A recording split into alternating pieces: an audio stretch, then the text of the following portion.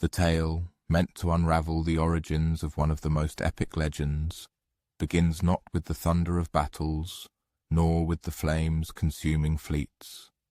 It starts with an object as simple as it was fateful, a golden, dazzlingly radiant apple.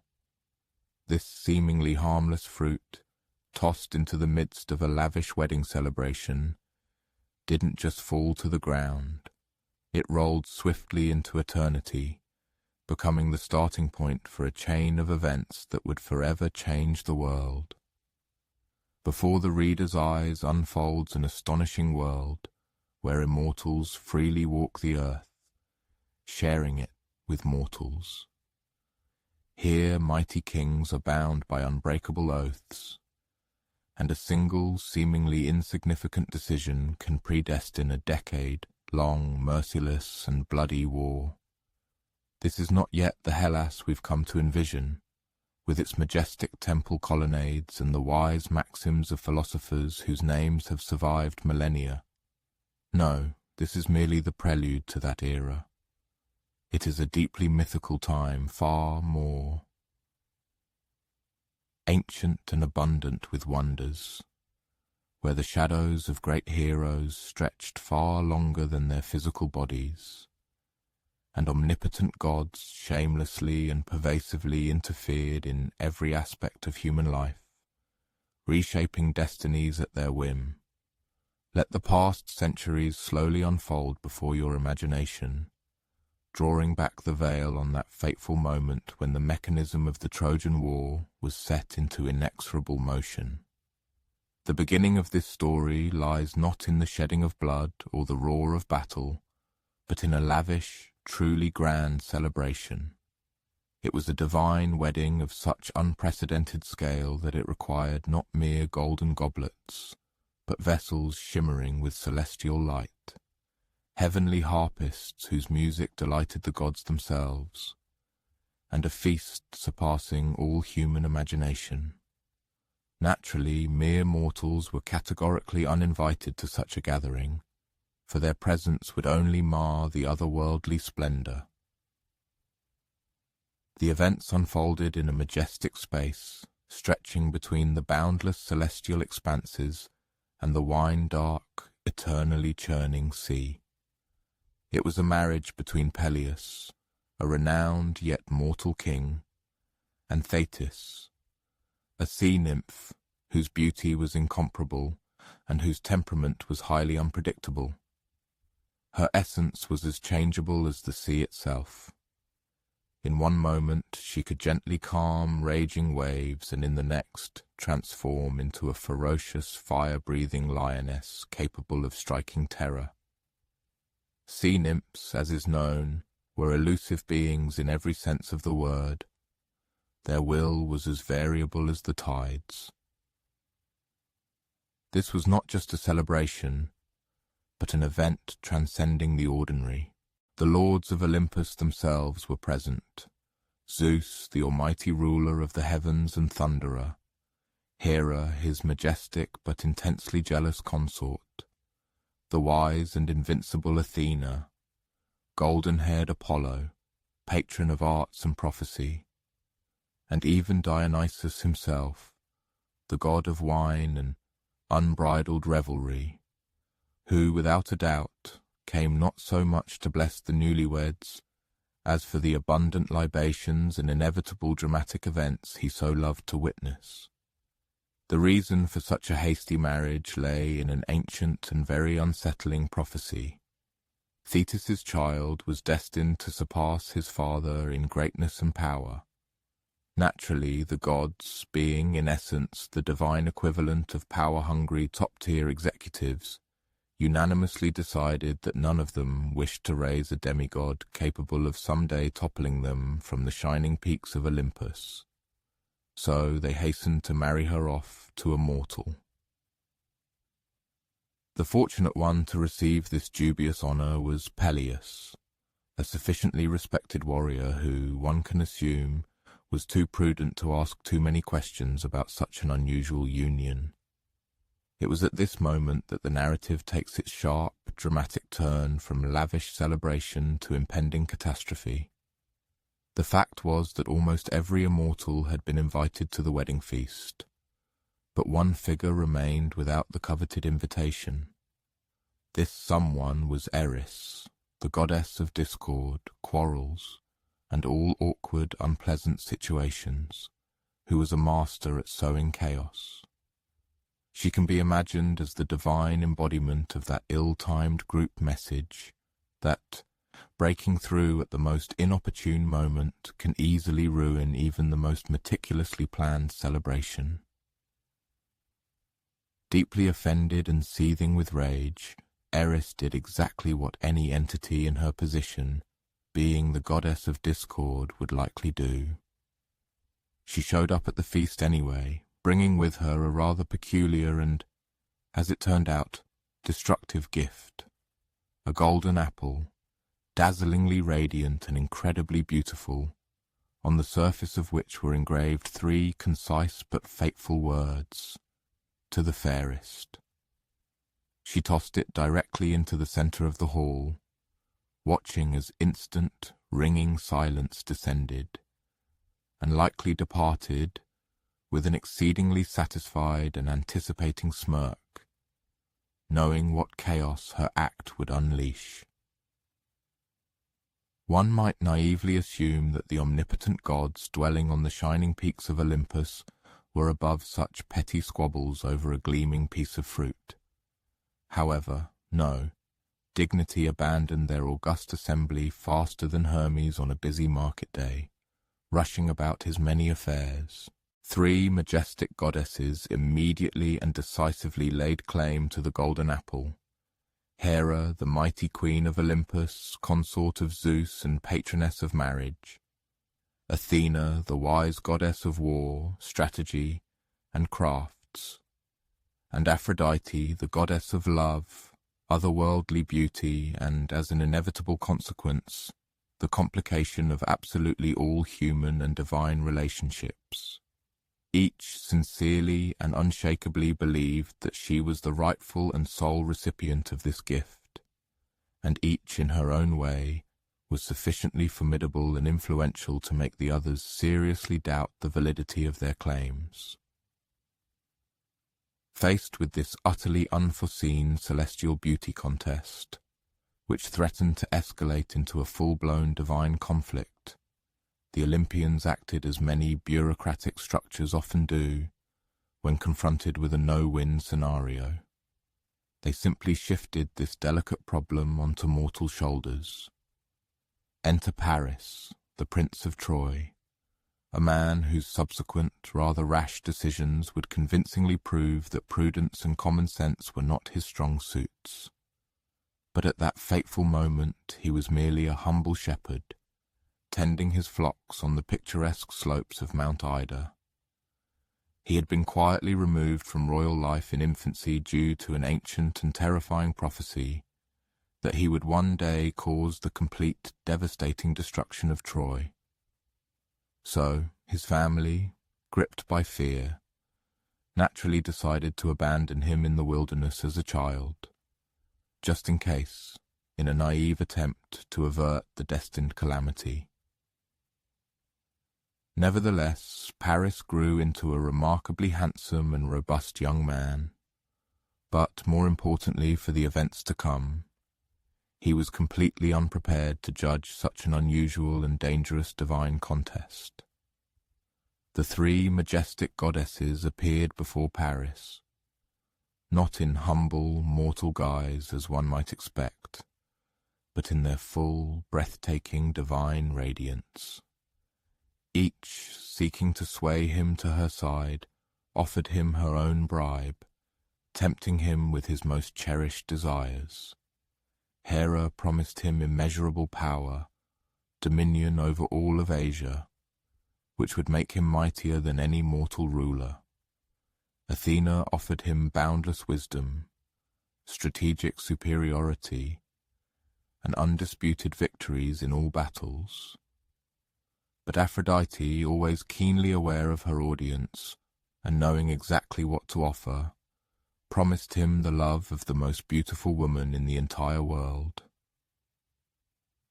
Paris, reasoning like a passionate young man, driven by desire rather than a far-sighted geopolitical strategist, unhesitatingly handed the golden apple to Aphrodite, and it was at this fateful moment that the world, gripped by the flames of passion and ominous portents, began its inexorable burning. So, who was this woman, called the most beautiful in the world, whose beauty caused so much woe?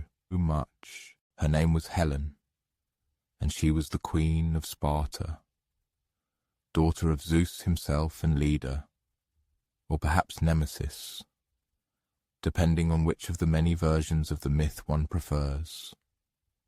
Many influential Greek kings sought her favour and her hand, and they all once nearly clashed in a deadly, bloody struggle over her otherworldly beauty.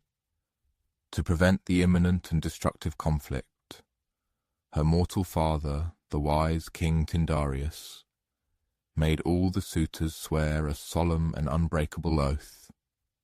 They promised to respect Helen's choice, and more importantly, if anyone ever abducted her, they would all, without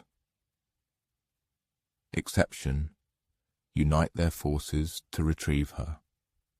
This was an early, but highly indicative, example of what might be called a foreign policy nightmare, just waiting for its moment to erupt with full force.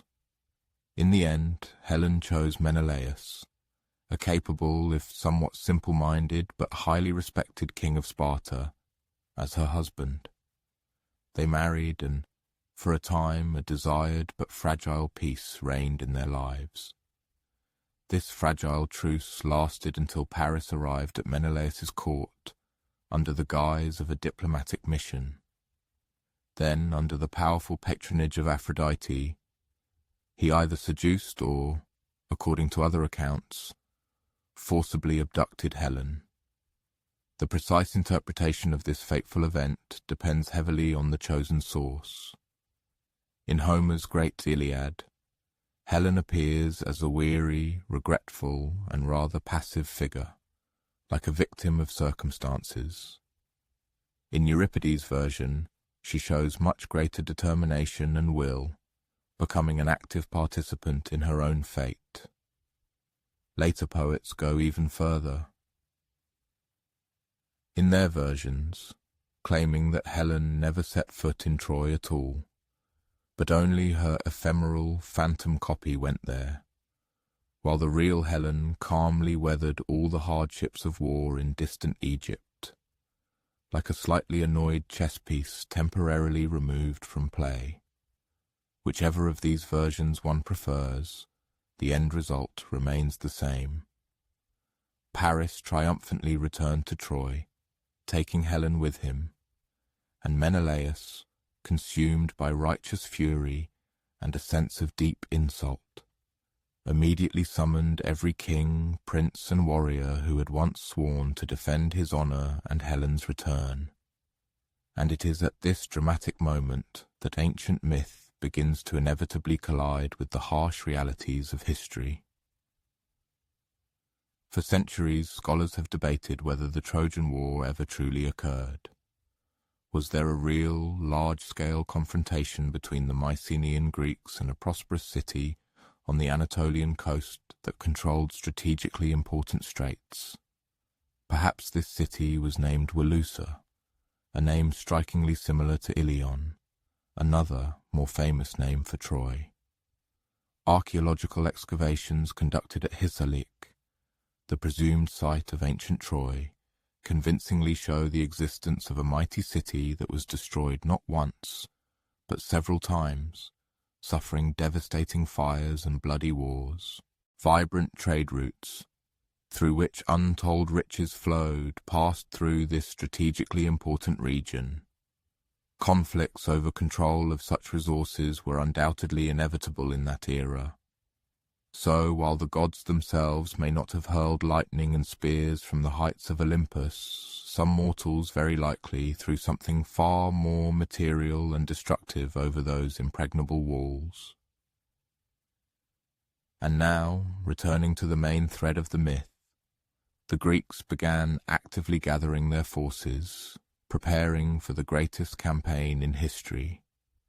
Agamemnon, the mighty ruler of Mycenae and Menelaus's blood brother, took command of the united Greek army. His leadership was not driven by widespread popular love. On the contrary, he was not particularly well liked by his subjects, but stemmed from possessing an impressive fleet, countless armies, and a voice that seemed made for commands. Other kings eagerly answered his call. Odysseus, renowned for his sophisticated mind and art of cunning stratagems. Nestor, the venerable elder, known for his loquacity and endless tales. Ajax, a colossal warrior, the embodiment of unyielding power and silent valor. And of course, the most legendary of them, Achilles, son of Peleus and Thetis, the very couple whose wedding ceremony, as we know, originally provoked this entire convoluted epic. Achilles was a prince who inspired deep awe and reverence raised by the wise centaur Chiron, which, however, was not out of the ordinary for heroes of that era, and trained to be the unparalleled warrior of his time. His mother, the sea goddess Thetis, gripped by fears of his early demise on the battlefield, immersed the infant in the mystical waters of the river Styx, to grant him invulnerability throughout his body, except for the heel by which she held him. This event, of course, enriched our language with the idiom Achilles' heel, and serves as a constant reminder that even the greatest heroes have their vulnerable spots, sometimes in the most literal sense.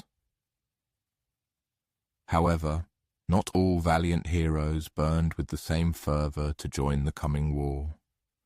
Odysseus, always demonstrating himself as a sophisticated strategist, feigned madness to avoid having to part with his young son. He yoked an ox and a donkey to a plough, creating a very unusual team, and began sowing his fields with salt, skillfully imitating insanity. This charade continued until one perceptive Greek placed his infant son, Telemachus, directly in front of the moving plough. Odysseus instantly veered sharply, thereby incontrovertibly proving his sanity, and was immediately, without the slightest delay, sent to war. Achilles was also artfully hidden, disguised as a girl among the daughters of King Lycomedes, on the secluded island of Skyros. This cunning masquerade lasted until Odysseus arrived there, bringing with him elegant trinkets and, more importantly, weapons, which he laid out before the gathered maidens. Achilles, following his true nature, unhesitatingly reached directly for the sword, thereby revealing himself. For, as popular wisdom states, boys will be boys even if clad in women's attire. And now, when the ships were gathered, 1,000 of them, as ancient legend recounts, and the winds seemed favourable for departure, suddenly everything changed. In the port of Aulis, the entire fleet was immobilized. The gods, as is known, were not so easily swayed by human pleas and manipulations. Artemis, the majestic goddess of the hunt, was deeply offended, most likely by Agamemnon himself, who had either boasted of his incomparable hunting prowess or killed a sacred deer dedicated to her. As a result, the enraged goddess demanded a horrifying price: the sacrifice of Iphigenia, Agamemnon's own daughter. This was one of those pivotal moments when Greek myth takes a sharp turn from lavish theatrical performance to profound personal tragedy. Agamemnon hesitated, and his doubts were quite understandable. But in the end, his boundless ambition and insatiable thirst for glory overcame his paternal love. Iphigenia was lured to Aulis under the false pretense of marriage to Achilles, and there she was sacrificed to the goddess. Some mythological versions offer a more merciful ending. Artemis carried her away at the last moment, replacing her with a deer, but most sources tell this story directly and without embellishment. Agamemnon killed his daughter, and only then did the winds begin to blow favourably. This became a dark and ominous prelude to an even darker and bloodier war. And so, as divine grievances continued to relentlessly simmer, ancient oaths were called to strict fulfillment, and personal tragedies multiplied. 1,000 Greek ships raised their sails and headed for the distant shores of Troy. They had no idea that they were destined to remain there for 10 long years, paying an unimaginable price for their exorbitant pride and burning thirst for revenge. And even less could they foresee that by the time this grand war concluded, almost all of them would be dead, ingloriously disgraced or doomed to eternal, endless wandering across boundless seas and foreign, unfamiliar lands. But that, dear listener, is an entirely different story, meant for narration in the next chapter. For now, allow yourself to rest, for even the greatest war in myths began not with a sharp sword striking enemies, but with a lavish wedding ceremony, a deep insult, and a single fateful golden apple. Let us now shift our attention from the divine chaos caused by golden apples and angry goddesses to the woman who, according to some chroniclers, launched 1,000 ships. And perhaps this statement is a poetic exaggeration, for poets were never known for their restraint. But it is fair to say that Helen of Sparta, later to become Helen of Troy, was at the very epicenter of this looming storm, becoming the unwitting cause of the greatest conflict. Helen's story began even before her birth, which in itself always served as an ominous portent. Her mother, Leda, was the queen of Sparta.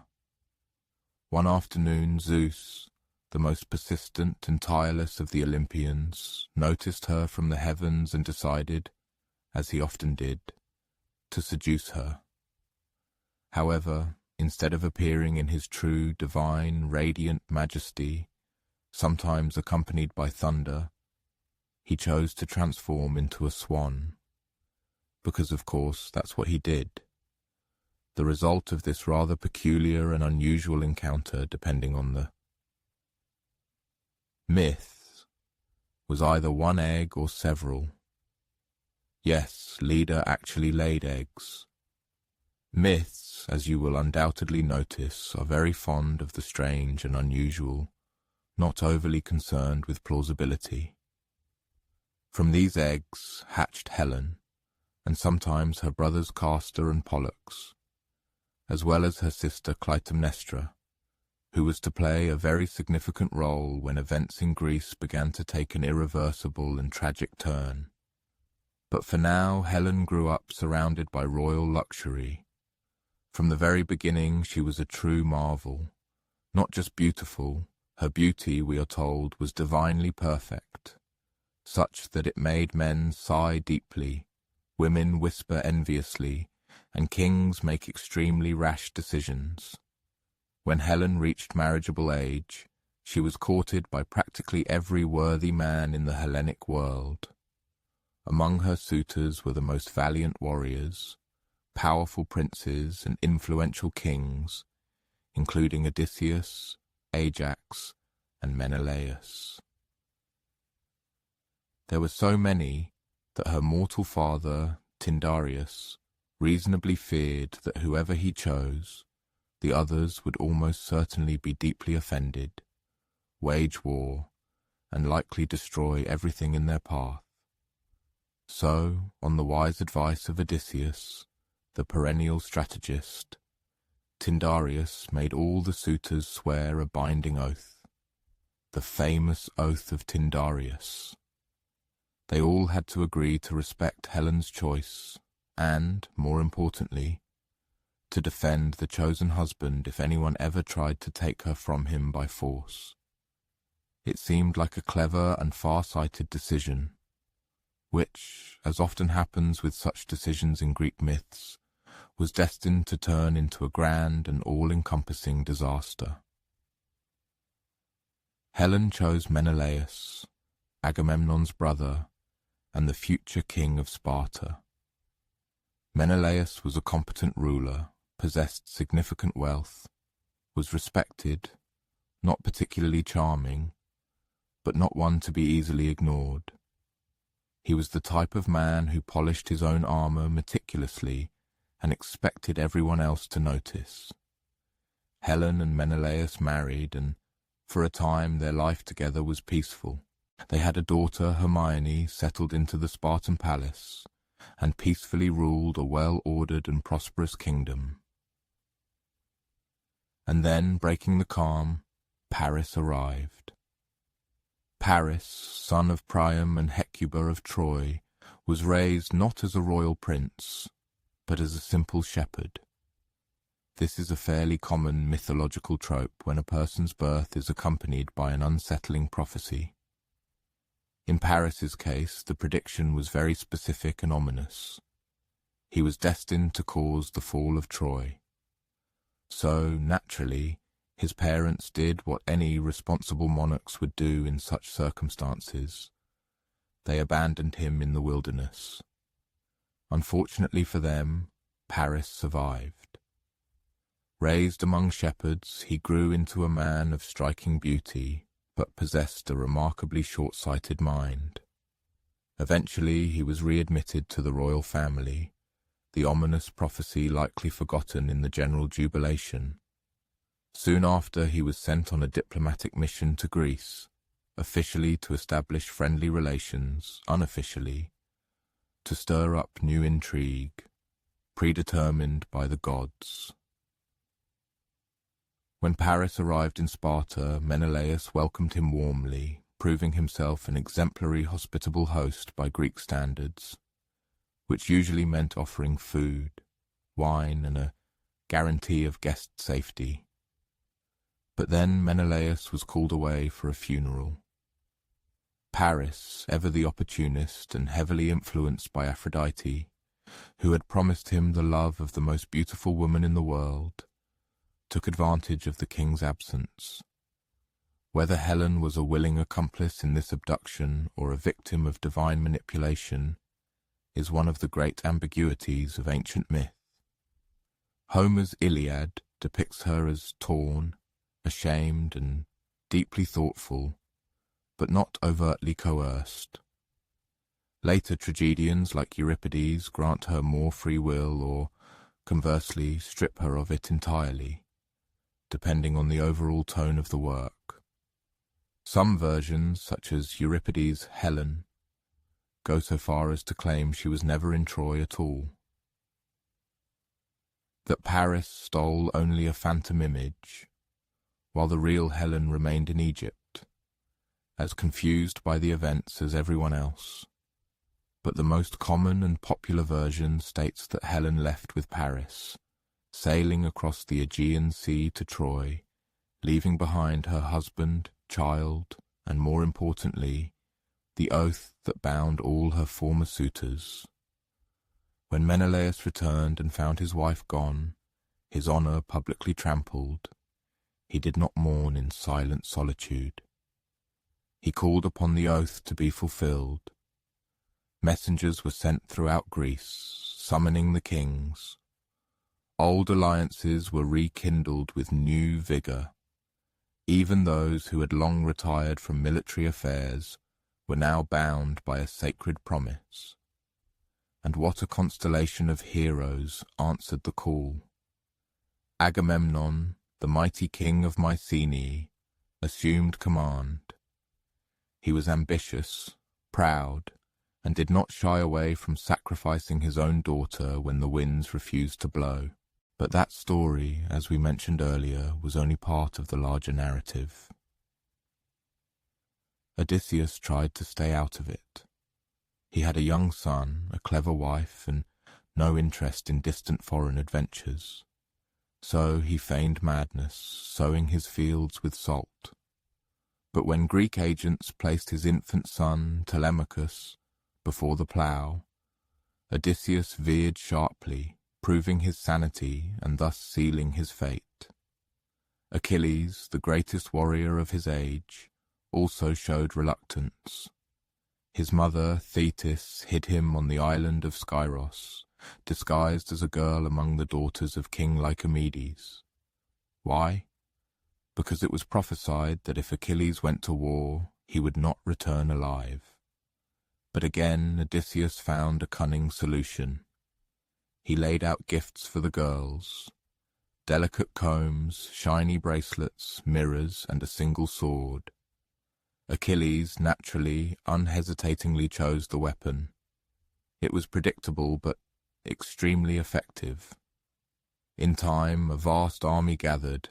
Ships were meticulously prepared for departure. Legend has it there were 1,000 of them. And the greatest military force the Greek world had ever known assembled under Agamemnon's banner. However, before they sailed, they needed a good omen. For, as is known, the Greeks took omens very seriously, understanding them as messages from the gods. The gods did not send text messages, but they sent birds and other signs. At Aulis, a snake appeared and devoured 9 sparrows before turning to stone. The prophet Calchas declared that this meant the war would last 9 years, and Troy would fall in the 10th year. Morale, one might imagine, dropped somewhat after such a prediction. Nevertheless, the Greeks began their expedition, but they did not immediately find Troy. First, they accidentally attacked Teuthania, a city which, unfortunately, bore a strong resemblance to Troy. Geography, it turned out, was not the Greeks' strong suit in those days. Eventually they reached Troy and set up camp along the shores outside the city's mighty walls. These walls, according to myth, were built by Apollo and Poseidon themselves in mortal guise, when they were temporarily punished to serve King Laomedon. So they were, to say the least, extraordinarily strong and impregnable.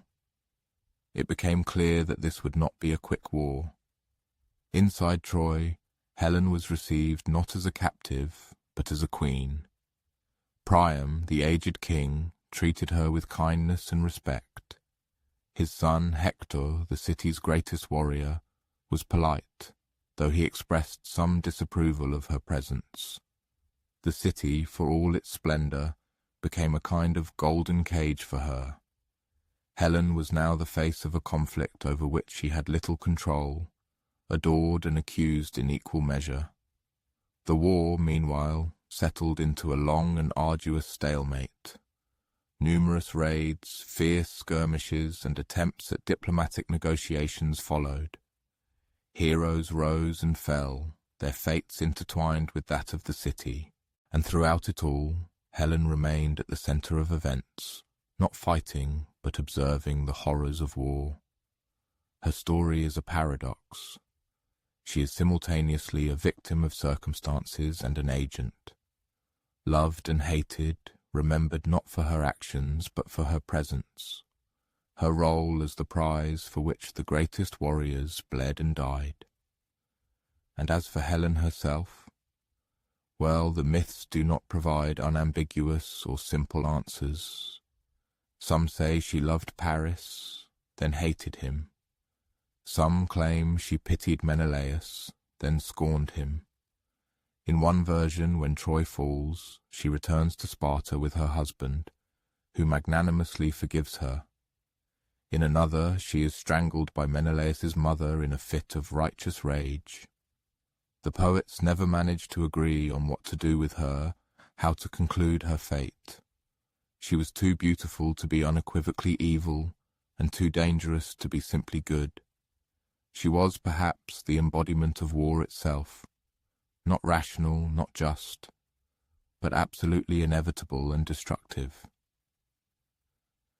Thus, as the beautiful Helen found herself behind the mighty walls of Troy, Menelaus's heart burned with unyielding rage, and every ruler in Hellas, bound by ancient oaths, was consumed by a thirst for vengeance. The stage was fully set for a grand confrontation. Though full-scale war had not yet erupted, the fuse leading to its inevitable beginning was already smouldering.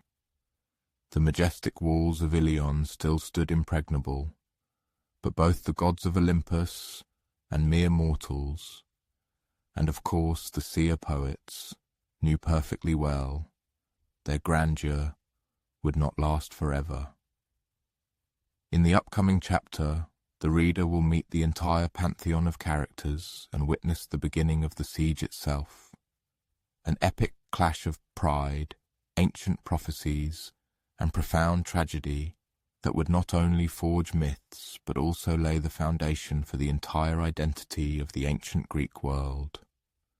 And for now, dear listener, allow yourself a respite. A storm is gathering on the horizon, but there is still a brief moment of calm before the blades begin their deadly dance.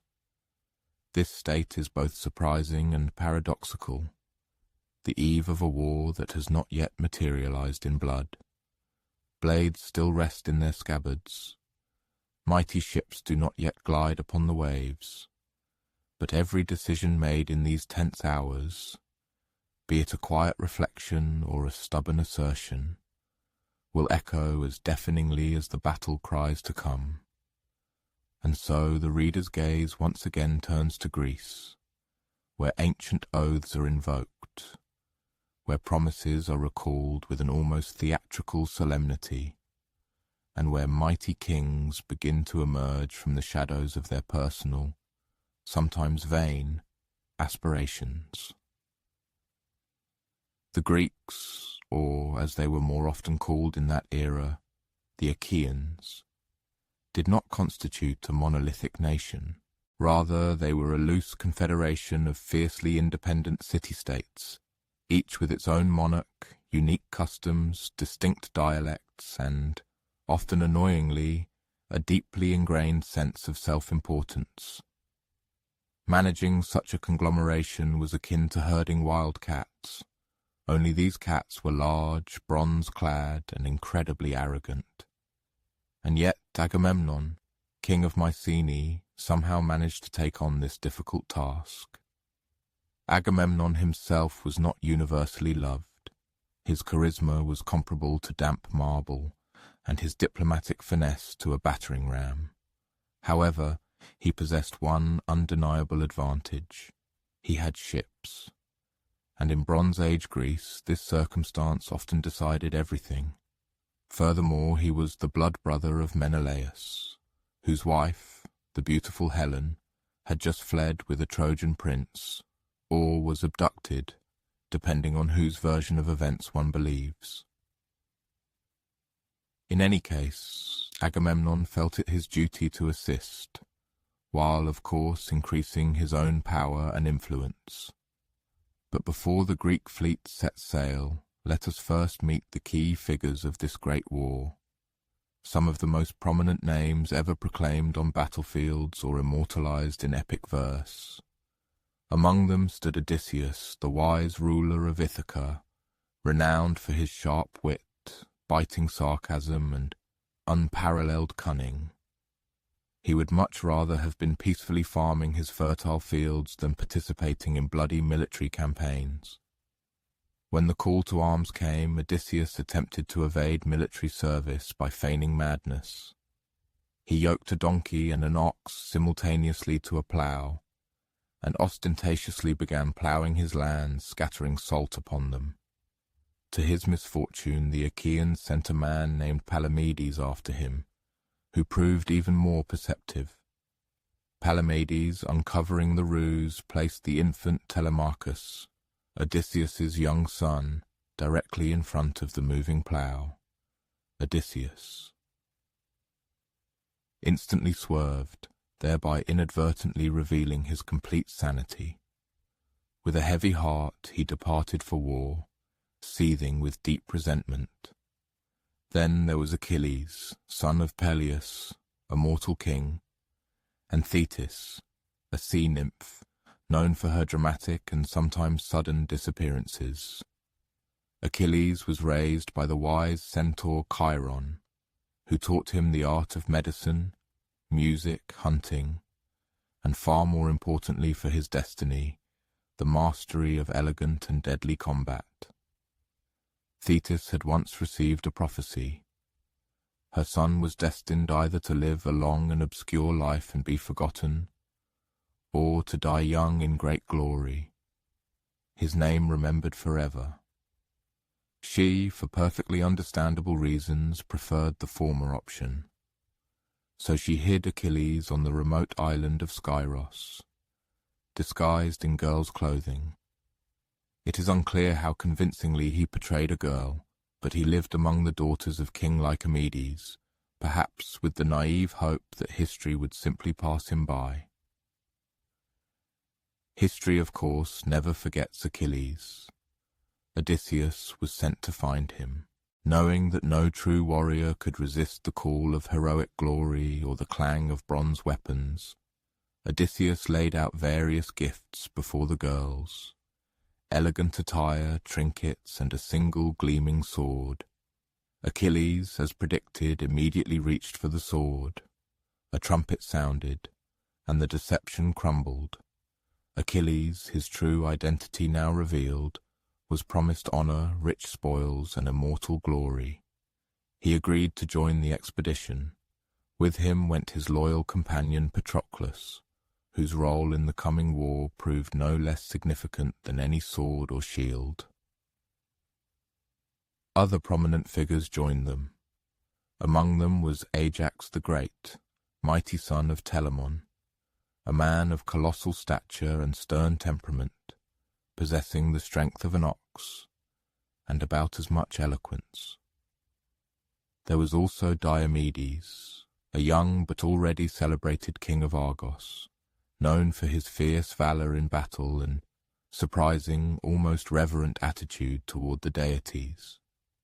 The venerable Nestor, the aged ruler of Pylos, spent most of his time recounting long, sometimes tedious tales of how everything was incomparably better in his youth, and somehow managed to hold everyone's attention. And finally, Calchas, the chief prophet, who claimed to be able to read the will of the gods by closely studying the flight of birds, the condition of the livers of sacrificed animals, and, one can assume with a certain degree of confidence, mastering the subtle art of educated guesswork. All these heroes, each with their warriors, ships, and supplies, gathered at the port of Aulis, a windswept bay on the eastern coast of Boeotia. It was here, as ancient legend has it, that the entire Greek fleet was assembled, 1,000 ships, if Homer's epic lines are to be believed. This number, of course, is beautifully round, though deeply impractical from a logistical standpoint. But myth was never built on strict practicality. And then, absolute inaction descended. The ships were fully prepared for departure. The warriors chafed with impatience, yet the gods remained ominously silent. Not the slightest breeze stirred the sails, which hung limply. The sea lay flat, a mirror-like surface, like the impassive face of a philosopher. This serene calm was so pervasive that it could only be perceived as direct divine punishment. And indeed, that is precisely what it was. The fact was that Agamemnon had committed an unforgivable error. During a hunt, he had killed a sacred deer, an animal particularly beloved by Artemis, the goddess of the hunt, patroness of virgins, and, it must be said, not one to quietly tolerate such insults. Moreover, as if that weren't enough, he was rumoured to have boasted of his unparalleled hunting skill, which, one can imagine, in a mythological context, was equivalent to poking a sleeping bear with someone else's spear. For this reason, Artemis adamantly refused to allow the winds to fill the sails. The ships would have remained forever trapped in Aulis had Agamemnon not found a way to atone for his offence to the angry goddess. And by atonement, she meant nothing less than the sacrifice of his own daughter, the young Iphigenia. This demand, needless to say, was met with no approval whatsoever. Agamemnon hesitated, torn between paternal feelings and the duty of a leader. He shed tears, argued with the seers, appealed to the Olympian gods, but in the end, under pressure of circumstances and for the sake of the coming war, for honour, revenge, and all the other hackneyed phrases, he gave his consent. He sent word to his wife Clytemnestra that their daughter was to marry the great Achilles, a lie that, as it turned out, became fatally. Iphigenia arrived, excited about the impending wedding, perhaps even blushing with girlish shyness, and was led to the sacrificial altar. Some traditions claim she was killed. Others, however, recount that Artemis, in a rare display of mercy, carried her away at the very last moment, replacing her on the altar with a deer. In any case, what was necessary was done. The winds returned, filling the sails, and the Greek fleet finally set sail across the Aegean Sea. However, their first stop was not Troy at all. In one of those awkward footnotes that history sometimes tends to omit, they mistakenly landed in Mysia, a city in Messenia, wrongly believing it to be the legendary Ilion. Ancient navigation, it turns out, was more an art based on intuition than a precise science. They immediately attacked. The local ruler, Telephus, was wounded by Achilles' spear and fled. Later, in an elegant display of irony, he was healed by Achilles himself with the very spear that had pierced him. The Greeks, as can be seen, could be both destructive and healing, sometimes displaying both sides, almost simultaneously. Eventually, the mighty Achaean fleet reached the shores of Troy, a city located on the western coast of what is now Turkey. The Trojans, standing on their impregnable walls, watched as the horizon filled with ominous black sails, and hastily prepared for the inevitable. Let's pause for a moment to reflect on what kind of city this legendary Troy might have been. The archaeological site, known today as Hisarlik in northwestern modern Turkey, presents a layered testament to centuries, city after city built and destroyed on this spot. One of these layers, designated as Troy VI, or 7, contains clear evidence of fire, large-scale military actions, and sudden destruction. Powerful defensive walls, huge storage jars for provisions, and evidence of vibrant trade with the Mycenaean world have been found here. Whether this was the Troy sung by Homer, we may never know with absolute certainty, but echoes of ancient events are undoubtedly present. The Trojans also had their celebrated heroes. Priam, the old king, wise and weary with the burden of years and rule, presided from his majestic citadel. His wife, Hecuba, maintained a close circle of courtiers. They had many sons, but the most famous of them was Hector, the unrivaled defender of Troy, a prince, a loving husband and father, a man who fought not for personal glory, but out of a deep sense of duty. Beside him stood Aeneas, a noble warrior said to be the son of Aphrodite herself, a lineage that would one day lead, as Virgil claimed, to the founding of great Rome. And of course there was Paris, the younger son, less noble in spirit and more complex in nature. Paris, as the reader may recall, received Helen as a gift from the gods. He was handsome, charming, but utterly unprepared for the consequences of his actions. In Homer's Iliad, Paris does not appear evil or cruel. He is merely painfully aware that he is not made for martial glory on the battlefield. This is a man who started a war with a single kiss, and then spent most of it evading the inevitable consequences. As for Helen, she now resided in the upper chambers of the palace. Opinions about her among the Trojans were quite contradictory. Some admired her grace, her sophistication, her almost supernatural beauty. Others, more pragmatic and less enchanted, openly blamed her for starting the war. It's not hard to imagine she heard the whispers. In the Iliad, she is both aware of her role and self-loathing. "Oh, if only I had died before following your son here," she bitterly tells Priam. Yet she stayed, and the war began, not with the collapse of towers, but with devastating raids.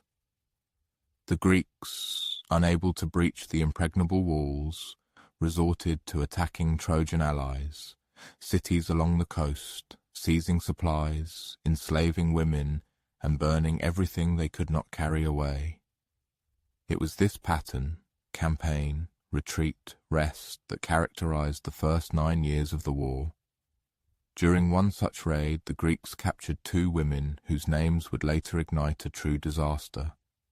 One was Chryseis, daughter of a Trojan priest of Apollo. She was given to Agamemnon. The other was Briseis, awarded to Achilles. They were not trophies in the usual sense of war prizes. They were grimly taken as concubines. And the gods, it turned out, were watching closely. When Chryseis' father pleaded for her return, and Agamemnon arrogantly refused, Apollo, god of plague, archery, and at times poetic justice, unleashed a pestilence upon the Greek camp. Warriors began to die. Animals perished. The air filled with stench. Eventually, Agamemnon yielded, though not without a flash of rage. He returned Chryseis to her father, it is true, but demanded Briseis from Achilles as compensation. This, to put it mildly, was a colossal mistake. Achilles, already burning with pride, withdrew from the war. He refused to fight. He refused to speak. He even refused to look at Agamemnon save for a fierce glare. The mightiest Greek warrior had now retreated, sulking, as some said, but in reality deeply wounded.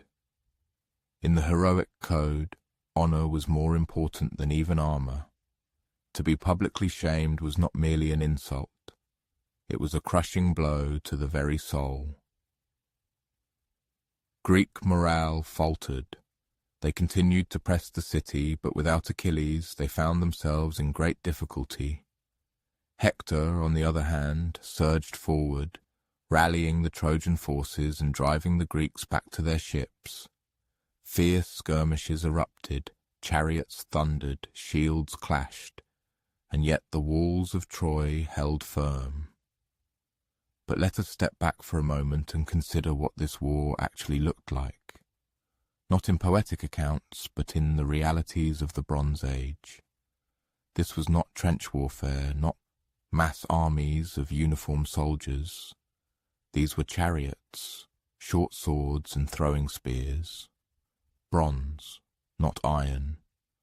Armor was heavy and individually fitted. Battles were relatively small and often came down to duels between champions, watched by the rest of the warriors. Imagine rugby, but with far more hacking. War was also a ritual. Before battle, warriors delivered speeches, sometimes addressing their enemies, boasting of their lineage, great deeds, and divine favor. After the battle, they stripped the fallen of their armor and weapons, which were not only valuable but deeply symbolic. And yet, amidst the stylized duels and flamboyant speeches, there was also genuine loss. Entire cities were destroyed, sons never returned home, women were enslaved. Songs remember the heroes, but silence belongs to the nameless dead. The Iliad, which covers only a few weeks of the 10th year of the war, provides us a window into this moment of stalemate and profound sorrow. It is during this time that we meet the full cast of characters. Ajax the Great, wielding a massive shield like a moving wall. Diomedes, who in battle wounds even Ares himself. Nestor, the venerable elder, offering advice of such length that it probably outlasted some battles. And of course, the gods. Oh yes, the gods. They were by no means neutral observers. They took sides, squabbled, schemed, and sometimes even directly engaged in combat. Hera, Athena, and Poseidon favored the Greeks. Apollo, Aphrodite, and Ares were on the side of the Trojans. Zeus, nominally neutral, mostly tried to keep order and failed quite spectacularly. The gods quarrelled as often as mortals. One might even say more often. They threw divine tantrums, manipulated destinies, and sometimes disguised themselves as ordinary soldiers just to interfere. Indeed, the Olympians were the original micromanagers. Meanwhile, on the ground, the war continued to drag on. The Greeks, desperately needing Achilles back, attempted diplomacy. They sent an embassy to his tent. Odysseus, Phoenix, and Ajax arrived with offers of countless treasures, sincere apologies, and even the return of Briseis. But Achilles, grimly seated in his tent, refused, not out of whim, but out of principle. His honor had been trampled, and in the world of heroic warriors, honor was valued above life itself. To be publicly shamed was not merely an insult, it was a crushing blow to the very soul. And yet even Achilles could not ignore what followed. Hector, brave and commanding, led the Trojans in a massive offensive. He drove the Greeks back to their ships. Fires began to spread in the camp. For a moment it seemed Troy might win, not by cunning or brute force, but by sheer, unyielding persistence. This was the moment when the war turned inward, the moment when the greatest heroes of both sides stood on the brink, not yet clashing in decisive combat, but already fully exposed to fate. For now, the Greeks dug in. The Trojans steadily advanced, and Helen watched from the walls, her fate and the fates of all others still unwritten. The siege had begun. The walls stood high, but something deeper began to crumble. Trust, pride, and the delicate threads that bound kings to kings. And so the 10th year arrived. Achilles remained silent. Agamemnon was humbled, and Hector ascended to the peak of his glory. In our next chapter, the cracks will deepen. The war that had only smouldered will begin to boil. For now, rest easy, dear listener. The ships are still anchored, the fires still smoke, and the gods have not yet cast their final lots. When people imagine the Trojan War, they often envision a continuous roar of battle, the clash of swords, the desperate cries of heroes and gods hurling lightning from the heavens. But the truth, if such a thing exists in mythology, is far less cinematic and considerably slower. For 9 long years, 9 precisely, this war dragged on in that grim, grinding manner that would test the patience of even the most enthusiastic poet. The siege was not a constant clash, but a slow attrition of forces, involving raids, hunger, disease, and occasional divine tantrums. And perhaps that is why the Trojan War endures, not just because of the final blow, the horse, the fire, the fall, but because it reflects something deeply human, a grand idea that, once set in motion, becomes unstoppable, a war begun for honor that slowly transforms into anything but. Back on the beach, the Greeks built a camp along the coastline, sprawling like a market left too long in the sun. Their ships were beached and fortified behind a wall of stakes and trenches. They had everything they needed for a short war, which naturally meant they were utterly unprepared for a prolonged conflict. Troy's mighty walls held firm, and the Trojans rarely ventured beyond them. Every attempt to storm the city resulted only in bloodshed and deep frustration. For much of those 9 years, the Greek forces made every possible effort to weaken the enemy. They regularly conducted devastating raids on the surrounding territories, plundering cities that remained loyal to Troy.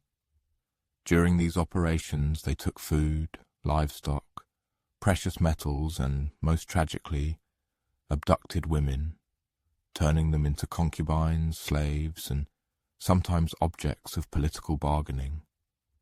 Thus, for all its heroic romance, the conflict proved to be a harsh and merciless reality. It was in this context that Briseis and Chryseis entered the historical record. 2 women caught in the ruthless maelstrom of battles, handed over to warriors as spoils, and ultimately serving as catalysts for the discord between Agamemnon and Achilles, as already noted. However, the disagreements ran much deeper than just one quarrel. Beneath the outward glitter of armor and the eloquence of leaders, the unity of the Achaean coalition gradually fractured. Agamemnon's leadership, though backed by military might, generated widespread discontent. He was characterized by insatiable greed, seeking to appropriate more than his due, while being stingy in acknowledging the merits of others. Such prominent kings as Odysseus, Diomedes, and Ajax often found themselves in a difficult position, forced to navigate between demonstrating loyalty, their own ambitions, and growing dissatisfaction. Achilles, for his part, ostentatiously withdrew from combat. Deeply wounded in his pride and insulted in his honor, he categorically refused to take the field.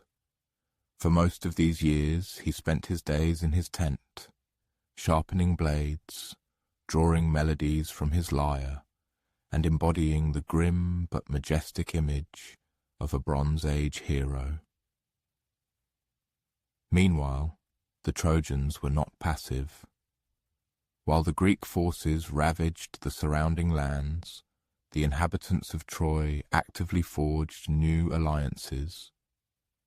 Numerous reinforcements arrived from neighboring kingdoms, Lycians, Phrygians, and other peoples whose names are now erased by the sands of time. Among them stood out a warrior named Sarpedon, son of Zeus himself, who fought with such nobility and unflappable dignity that he later inspired even his enemies. Inside Troy, tensions within the city steadily grew. The people suffered immensely, food supplies dwindled, and internal provisions were completely cut off by Greek patrols. Yet the impregnable walls held, symbolizing unbroken resilience in the face of superior enemy forces. As the war dragged on, Both sides increasingly relied on divine patronage, or at least its comforting illusion.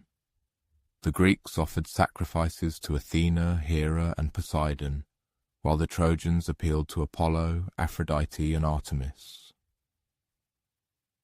The gods, it should be noted, acted much like humans. They quarrelled, displayed grievances, openly showed favoritism, and sometimes even interfered in battles, taking on mortal guises.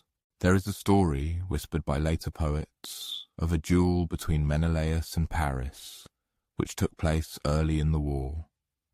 The idea was remarkably simple. End the conflict with a single combat, one duel, one outcome, which would significantly reduce the number of funerals. The duel was arranged.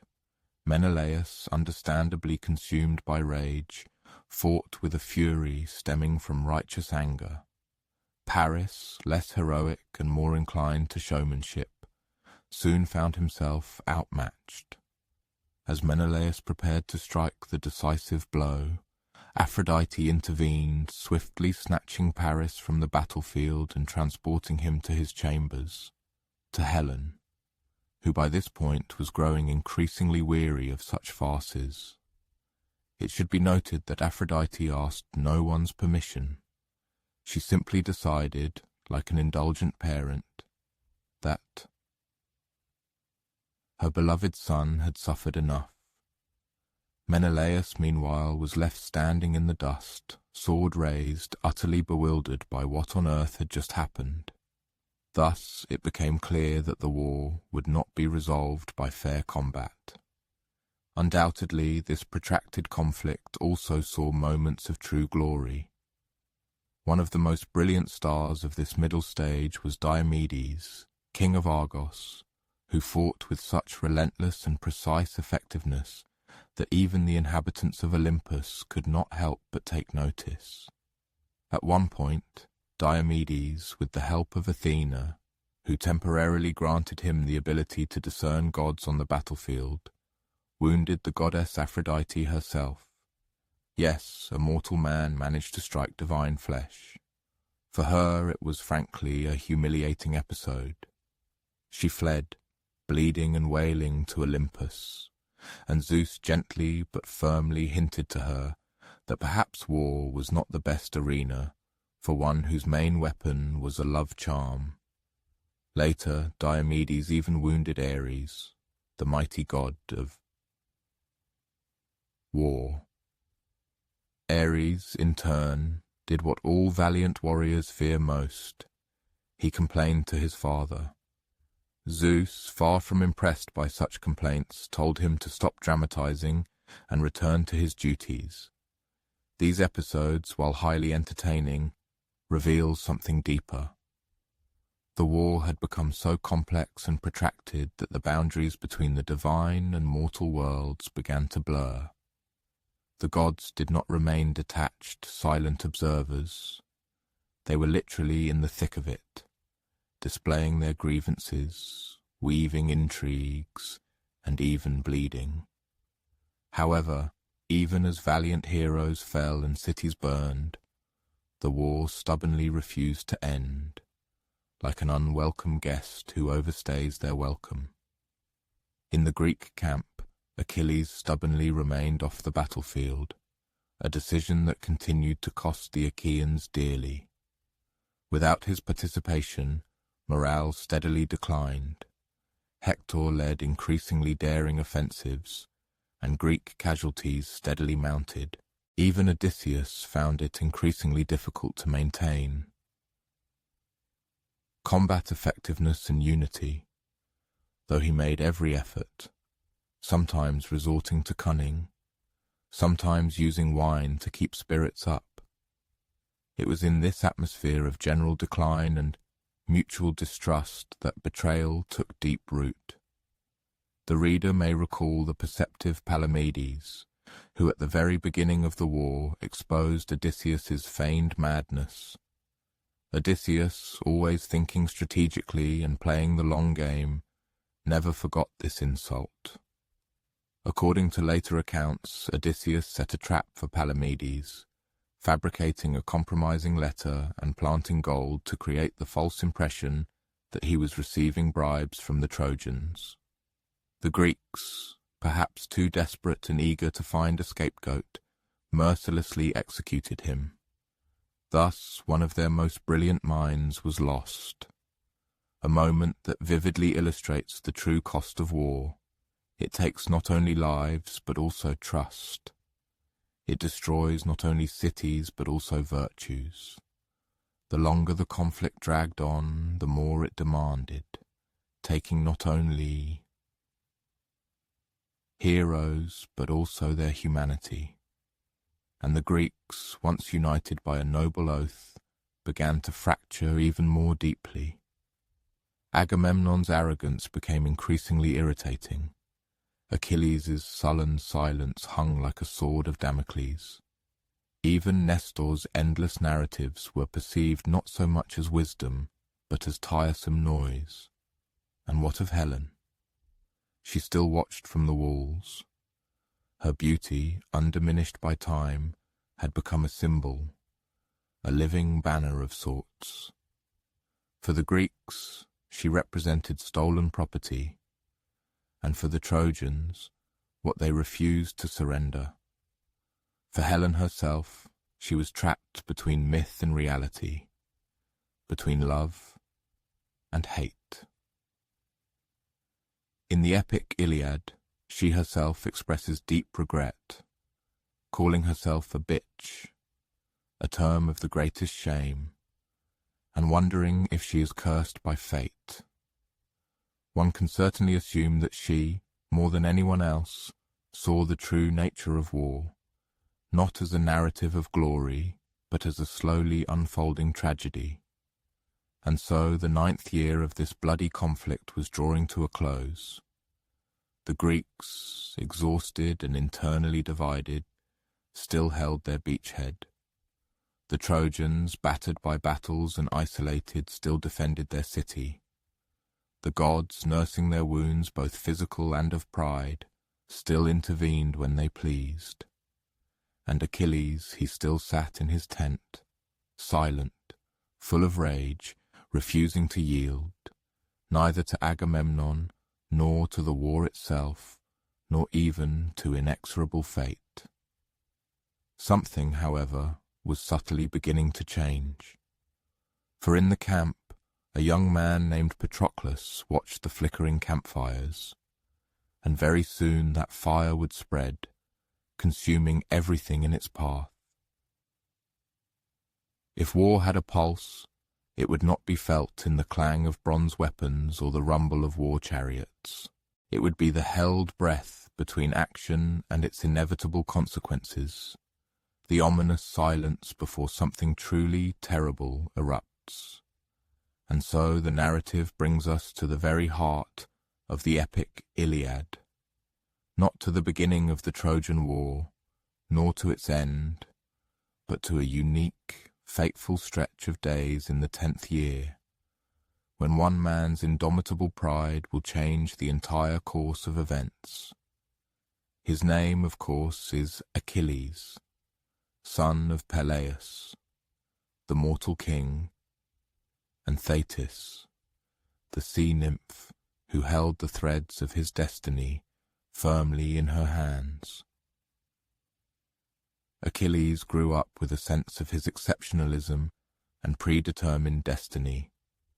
It was said that 2 paths lay before him, either a long life devoid of glory, or a short one, but one that would echo through the ages. He chose the path of eternal echo. However, few speak of the fact that glory is rarely truly glorious in life. More often, it is accompanied by loneliness, causes fury, and is surrounded by people who cannot understand it. At the beginning of this chapter, Achilles is not fighting. His quarrel with Agamemnon over the slave girl Briseis plunged him into such a legendary state of despondency that it is the central theme of the first book of Homer's Iliad. But to call it merely despondency is to miss the full depth and complexity of this state. Achilles was not simply sulking. He had been publicly humiliated and shamed. In a warrior society where honor is valued as highly as life itself, Agamemnon had, in essence, taken both from him. For when Agamemnon relinquished Chryseis to stop the plague sent by Apollo, he chose to take Briseis from Achilles as compensation, as if exchanging women could serve as an effective means of maintaining morale. In doing so, he violated the unwritten code of honor among heroes. A man's trophy, however grim its origin, was an integral part of his dignity. Agamemnon might as well have taken Achilles' shield and ostentatiously spat on it. Achilles responded not with his usual violence, which was truly surprising, but with complete withdrawal. He retreated to his tent, adamantly refusing to fight or even speak to Agamemnon. And as he sat, brooding darkly, the external course of the war began to change rapidly. Without Achilles, the Trojans surged forward with renewed strength. Hector, noble and resolute, led attack after attack. The Greeks, caught between incompetent leadership and actively interfering divine providence, began an unstoppable retreat. Isolated skirmishes turned into a panicked rout.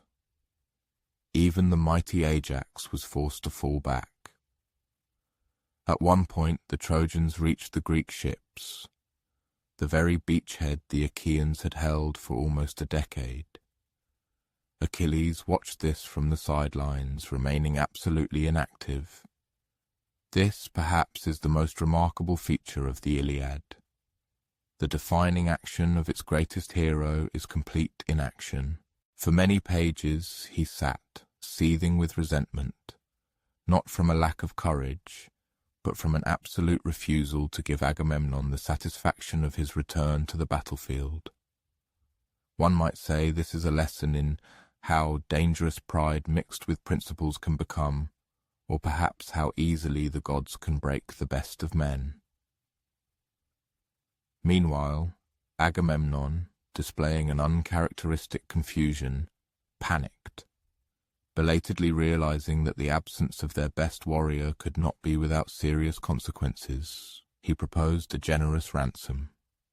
Among the promised gifts were countless treasures, magnificent horses, entire cities, and even the return of Briseis, whom he swore he had not touched, as if Achilles should now feel grateful. He even swore an oath, which was extremely rare for Agamemnon, who usually made promises only to himself in the mirror.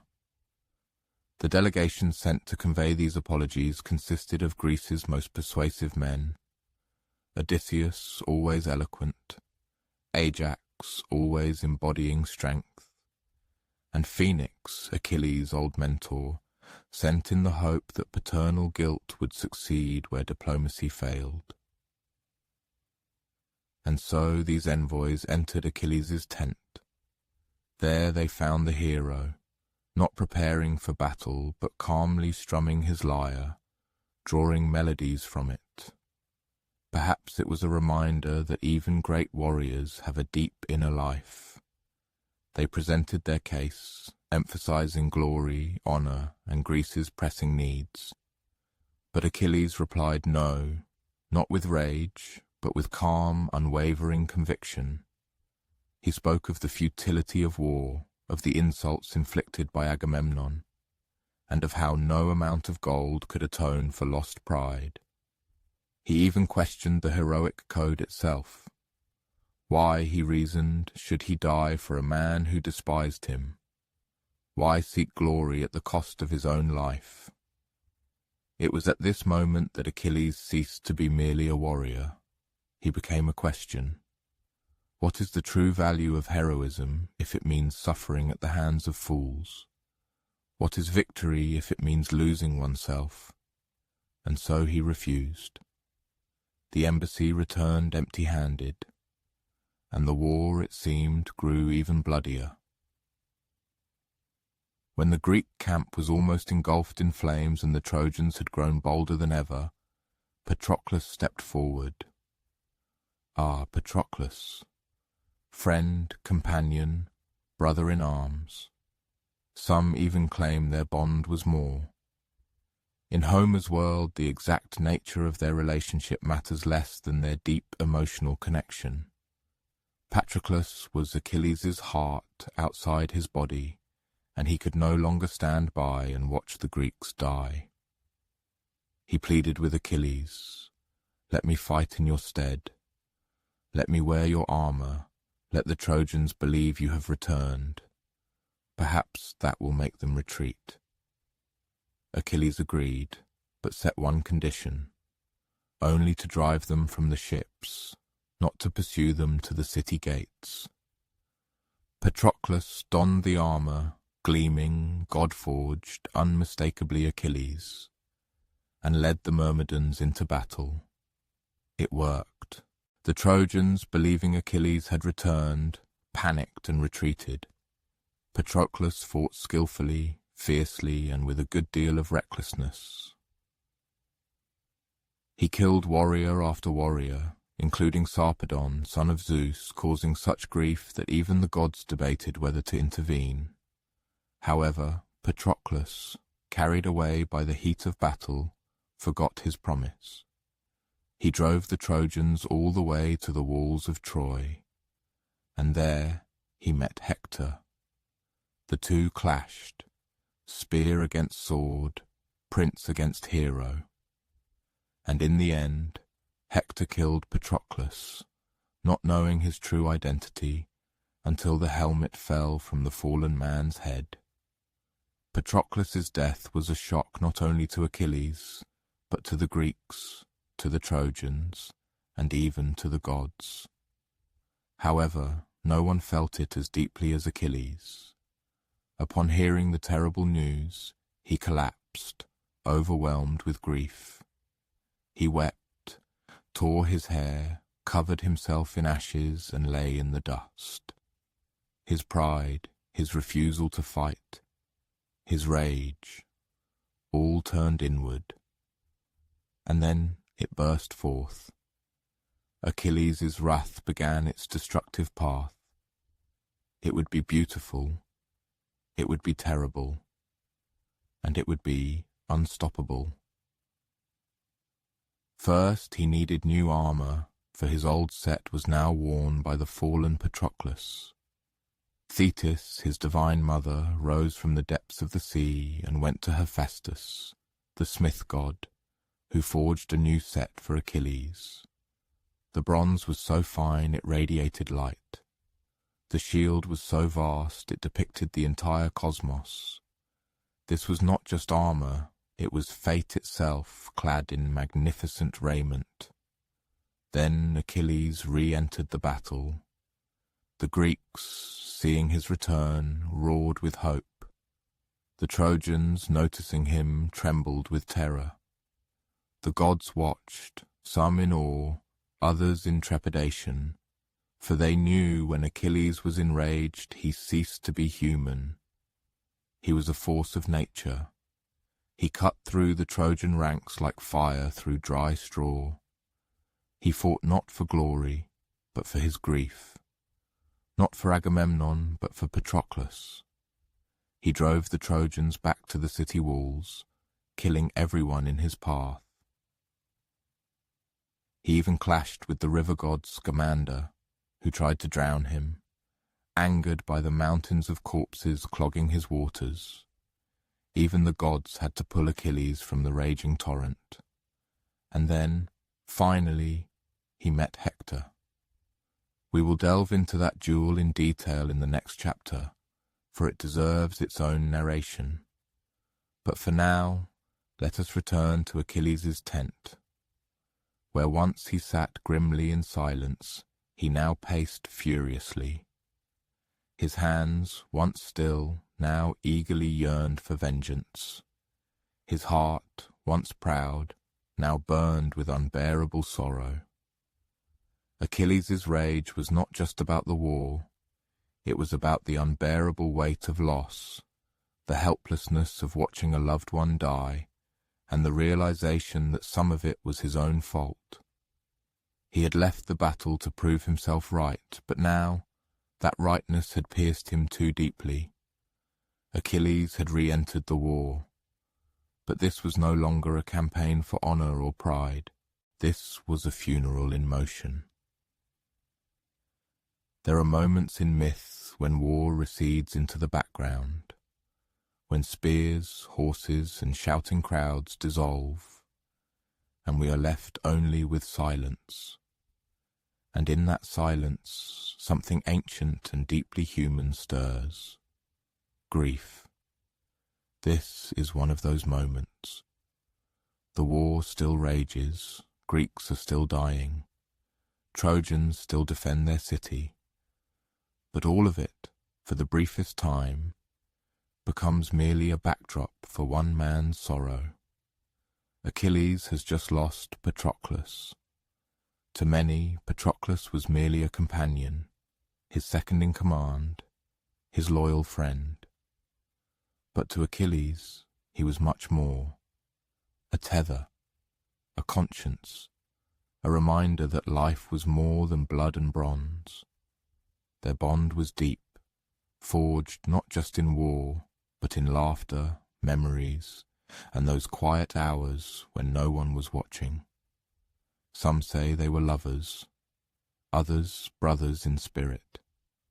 But what the texts agree on, what Homer sings without ambiguity, is that Achilles loved Patroclus more than anyone else in the world, and when that love was taken from him, so too was everything that kept Achilles from utter madness. Let's begin with the death itself.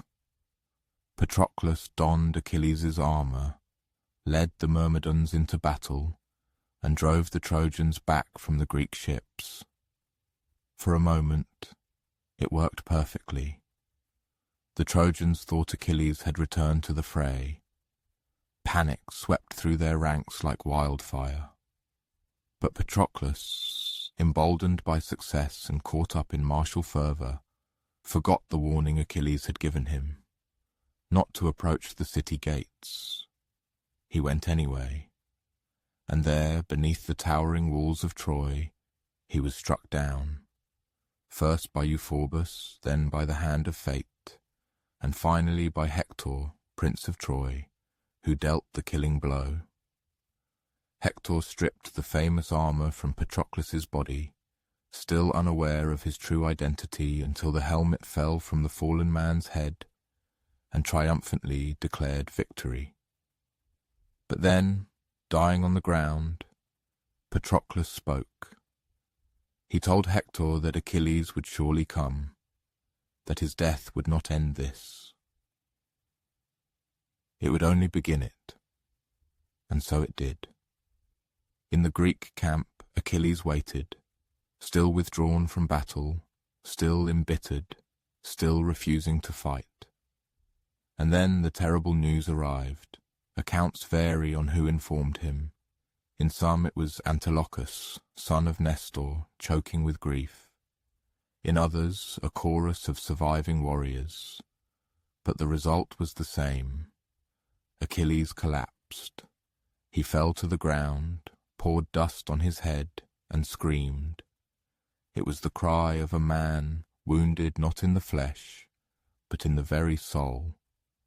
A wail that shook not only the tents but the heavens, reaching the gods. His mother Thetis rose from the sea. She knew even before he spoke, and he told her, "I must return to war. I must kill Hector. I must avenge Patroclus, even if it means my own death." For Achilles now understood something terrible. His fate was sealed. The choice he once had, a long life without glory or a short life filled with it, was no longer his. Patroclus was dead, and there was only one path left. But he could not walk it just yet. First he had to bury his friend. The Greeks retrieved Patroclus's body, which was no small feat. Hector and the Trojans, eager for both the armor and the reputation, tried to claim it. But Ajax and Menelaus, among other heroes, fought them off. Achilles himself appeared on the battlefield, unarmored, roaring so loudly that the Trojans recoiled in terror. His mere presence changed the tide. Then Thetis, ever the loving mother, went to Hephaestus, the smith god. There in the forge of divine flame new armor was wrought, brighter, stronger, more terrible than before. The centerpiece was a shield, so exquisitely made that it contained the entire world. Cities at peace and at war, farmers in the field, lovers dancing beneath the stars, revolving overhead. It was a reminder, even to Achilles, that there was more to life than vengeance. But he put it on anyway. And then came the funeral. In Homeric culture, burial rites were sacred. To die without proper ceremony was to wander forever in torment in the underworld. Achilles vowed not just to bury, but to honor Patroclus with the utmost respect. They built a huge and solemn pyre. Sacrifices were made, including, horrifyingly, 12 Trojan captives, whom Achilles killed in Patroclus's name. Whether this was an act of unrestrained grief or rage is hard to say, but it was grim and deeply telling. There were also games, chariot races, boxing matches, javelin throws. These were not distractions. They were acts of remembrance, meant to immortalize valor. For the Greeks, excelling in sport was a way to touch the divine. Even in death, Patroclus would be honored. Then came the moment when Achilles placed a lock of his hair in Patroclus's hand. A small gesture, a devastating gesture, he whispered promises, and the pyre was lit. Smoke curled into the sky, rising like a soul. And somewhere in that long twilight between myth and memory, Patroclus passed into legend. However, Achilles found no peace. Instead, he was consumed by an all-encompassing rage, his gaze burning with unyielding fury fixed upon the impregnable walls of Troy, directly upon Hector. It should be noted that Hector, fairly speaking, had taken Patroclus's life not out of personal malice, but in the heat of defending his homeland. At that moment, he did not know who was beneath the fallen warrior's armor. However, such subtleties cannot withstand the destructive force of grief. And so Achilles, like embodied flame, plunged back into battle. His movements were swift and relentless. He killed without respite, pursuing the Trojans like wild beasts on a hunt. His fury defied even the gods, including Xanthus, the river god of Troy, who pleaded with the hero to stop defiling his waters with countless corpses. Achilles rejected this plea, and when the river, rising in righteous anger, tried to engulf him, only the intervention of Hera, Athena, and Hephaestus, opposing flame to water, saved Achilles from destruction. Even the immortals could barely contain his rampage. Then, finally, Hector and Achilles met in combat. This was not a random skirmish or a chaotic clash on a blood-soaked battlefield. This was a predetermined, long-awaited, and deeply personal fight. Hector awaited his opponent outside the city gates, aware of the inevitability of this moment. He stood not only as the defender of Troy, but as a symbol of every man fighting out of duty, not out of desire. As Achilles approached, Hector's courage faltered. He fled. 3 times they circled the mighty walls of Troy. Achilles pursued relentlessly. Hector desperately fled, until at last, the goddess Athena, disguised as Hector's brother, deceived him, making him stop and fight. The two great warriors clashed, and the fight was swift. Achilles struck down Hector, thrusting his spear into his neck, however, won. Death was not enough to sate his fury. In one of the most brutal episodes of Homeric poetry, Achilles tied Hector's body by the ankles to his chariot and dragged it through the dusty ground around the city walls, not once, but again and again. This was a monstrous desecration, an abomination unworthy of a man of Hector's nobility. But Achilles was beyond mercy. He dragged the mutilated body back to the camp, threw it beside Patroclus's funeral pyre, and left it to rot. For several days the Greeks remained in stunned silence. Even the gods were disturbed and troubled by such an outrage. Then something truly miraculous happened. King Priam, old, broken by grief, and utterly unarmed, entered the Greek camp, guided by the divine messenger Hermes himself, and walked into Achilles' tent. There he fell to his knees, kissed the hands stained with his son's blood, and pleaded not as a ruler, but as a heartbroken father. Achilles, moved by this genuine sincerity, wept. He looked at Priam, and through his image saw Peleus, his own aging father. He realized his future, his inevitable fate, his own coming loss.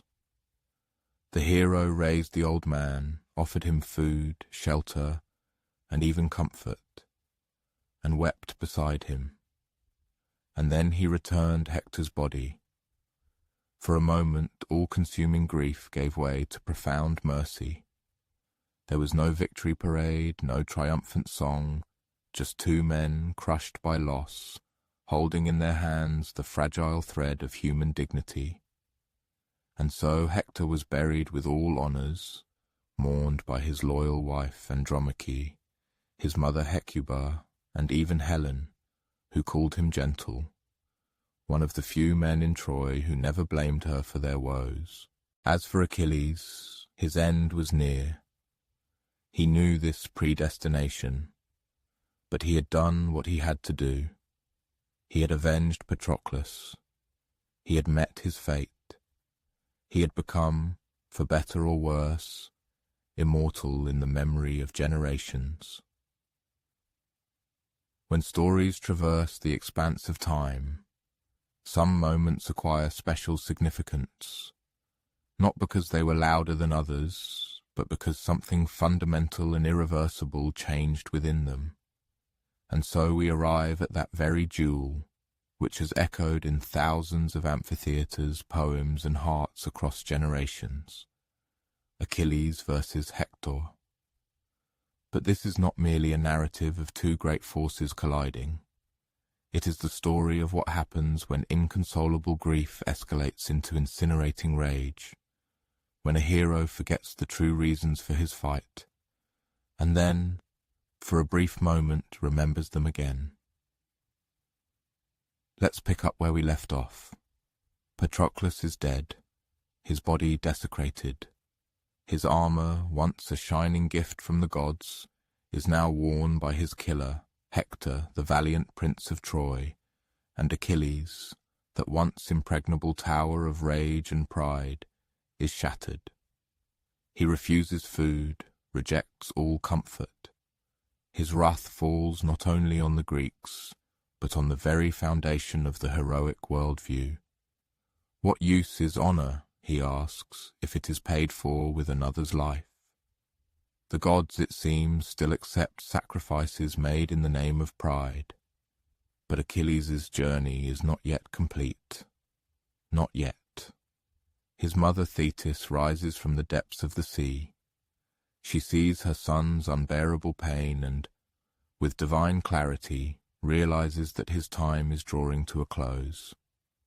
She goes to Hephaestus, the divine smith, and begs him to create new armor. And what armor it is? The shield alone is an entire universe. On it, Hephaestus forges the whole world, cities at peace and at war, wedding feasts, bountiful harvests, constellations revolving in the heavens. It is a profound reflection on mortality, embodied in bronze. A reminder, perhaps, that even in a blood-soaked story, life continues its eternal course. But Achilles seeks no reminders. He seeks Hector. But before that can happen, he must bury Patroclus. And this rite, more than any battle, reveals Achilles' true nature. In Bronze Age burial customs, the deceased were honoured by cremation on pyres, their bones collected and placed in urns. Majestic tombs were erected. To leave a body unburied was considered the greatest disgrace, both for the soul of the deceased and for the living. The Mycenaeans buried their dead with grave goods, gold and weapons, believing that the afterlife was merely a shadowy continuation of earthly existence. They embarked on their final journey lightly, but they still embarked. And so Achilles organizes a funeral with the same solemnity with which a king places a crown on a deceased monarch. He kills 12 Trojan captives, sacrificing them to Patroclus for his afterlife. A cruel gesture that serves as a grim reminder that Achilles' grief still takes the form of relentless vengeance. Even in mourning, he cannot refrain from shedding blood.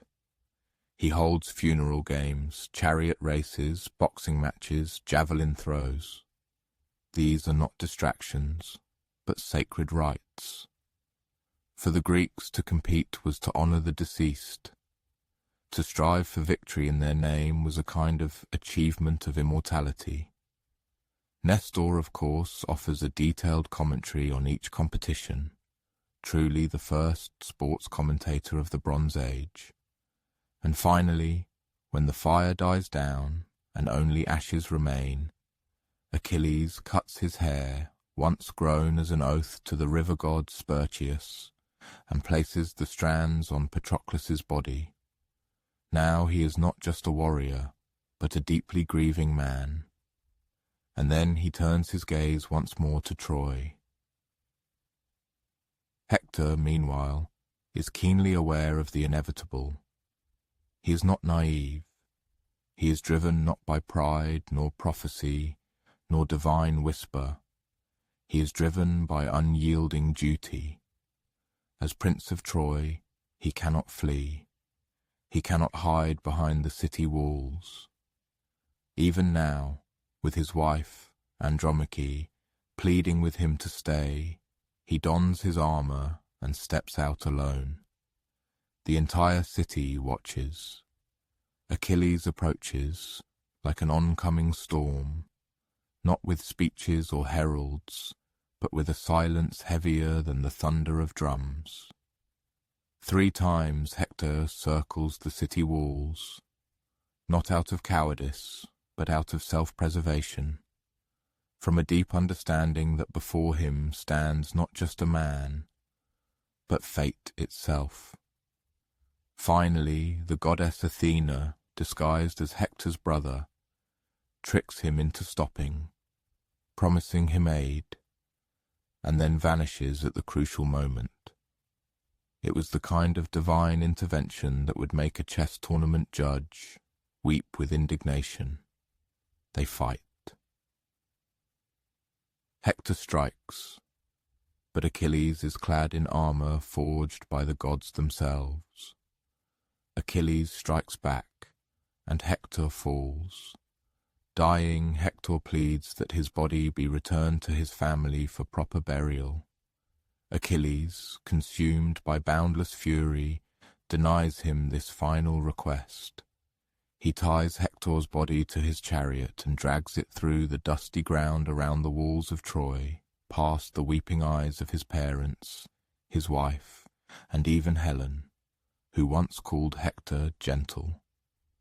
This desecration was not just an act of cruelty. It was a blatant violation of everything sacred in Greek beliefs. Burial was not a privilege.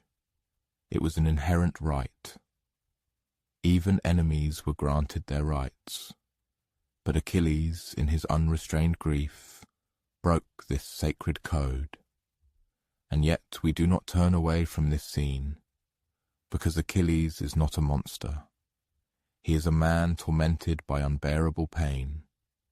He has lost the only person who supported him, and without Patroclus, Achilles becomes uncontrollable. The code of honor, so meticulously observed, collapsed under the weight of his loss. For 12 days he drags Hector's body around. Every morning, new dust, every night, new shame, and yet the body, miraculously preserved by Apollo, does not decompose. Even the gods, it seems, did not want this story to rot prematurely. The gods, observing the events, begin to grow uneasy. Even Apollo, who favoured the Trojans, pleads for mercy. Zeus, the supreme god himself, sends an unambiguous message. Enough. And so begins the final act of this great drama. Priam, the aged king of Troy, father of 50 sons, now stripped of everything but bitter memories, makes his way into the Greek camp, not with an army, but with a ransom and with a last hope. He enters Achilles' tent alone, kneels and speaks in a voice ravaged by years and grief. I kiss the hands that killed my son. And in that moment, something inside Achilles breaks. He looks at Priam and sees Peleus, his own father. He sees his own end. He sees a world built not on victory and revenge, but on universal sorrow, passed from one person to another. He weeps. He lifts Priam from the floor, offers him food, shelter, and even comfort, and weeps beside him. And then, without ceremony, without bargaining, he returns Hector's body. For a moment, all-consuming grief gives way to profound mercy. There is no triumph, no joyous song of victory, just two men, crushed by loss, holding in their hands the fragile thread of human dignity. And so Hector was buried with all honours, mourned by his loyal wife Andromache, his mother Hecuba, and even Helen, who called him gentle, one of the few men in Troy who never blamed her for their woes. As for Achilles, his end was near. He knew this predestination, but he had done what he had to do. He had avenged Patroclus. He had met his fate. He had become, for better or worse, immortal in the memory of generations. By the time countless years of battles and sieges had swept over the valleys, the ground at the foot of Troy's impregnable walls was already soaked with crimson blood. But the city itself, despite all the besiegers' efforts, continued to stand proudly. A constellation of great heroes took turns on the battlefields, coming and perishing, leaving their mark on the annals of history. The Olympian gods, those mighty beings, actively intervened in the course of events, taking sides, then changing their inscrutable decisions, and at times even personally descending into the thick of the fray. During this period, the greatest warrior Hellas had ever known, the legendary Achilles, triumphantly returned to the battlefield to exact cruel vengeance for his fallen comrade and, for a brief moment, found some semblance of peace. However, the inevitable end, like the rumbling of distant but ever-intensifying thunder, approached with relentless speed. The war, it seemed, was preparing for its final, decisive turn. Achilles still stood on the battlefield, remaining as formidable and invincible, somehow still alive, but his time was numbered. The story of his death deserves special attention. It is remarkable not for its suddenness, but, on the contrary, for its terrifying predictability, which is entirely in keeping with the spirit of ancient Greek myth-making. The Olympian seers, and especially Apollo, never forgot how Achilles had treated Hector's body. The god of light and patron of archers watched with disapproval the dishonorable dragging of the fallen hero's body, the blatant disregard for the sacred burial code, and the unrestrained fury that had gone far beyond any mortal limits. Therefore, when the predetermined hour arrived, it was Apollo who lent his aid to the most seemingly unfitting and unexpected figure, Paris. Paris, as is known, was not a hero in the traditional sense. He was more a skillful lover, a seducer of hearts, a prince with elegant cheekbones and, alas, a propensity for very rash decisions. Nevertheless, under Apollo's invisible guidance, he took up his bow. And at the moment when Achilles, blinded by the fire of recent victory, approached too close to the Scaean gates, Paris released his fateful arrow. Some traditions say it struck the hero in the heel, the only vulnerable spot that Thetis, his mother, could not protect when she dipped the infant in the mystical waters of the Styx. Others claim that it was the divine hand of Apollo that gave the arrow its deadly power. In any case, the result was the same.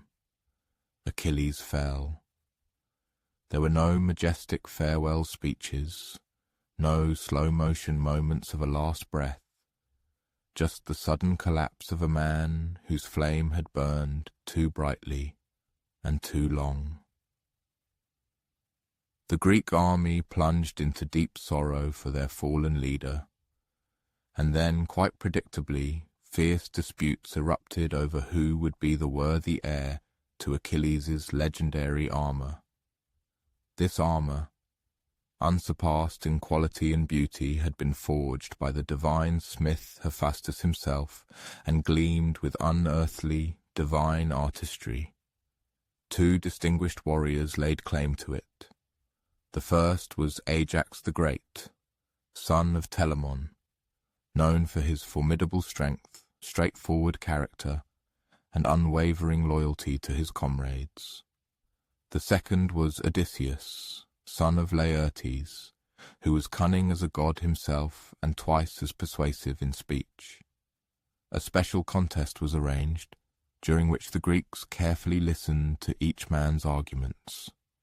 Ajax, in his speech, detailed his countless exploits and valour on the battlefield, while Odysseus focused on the subtleties of strategy and the art of warfare.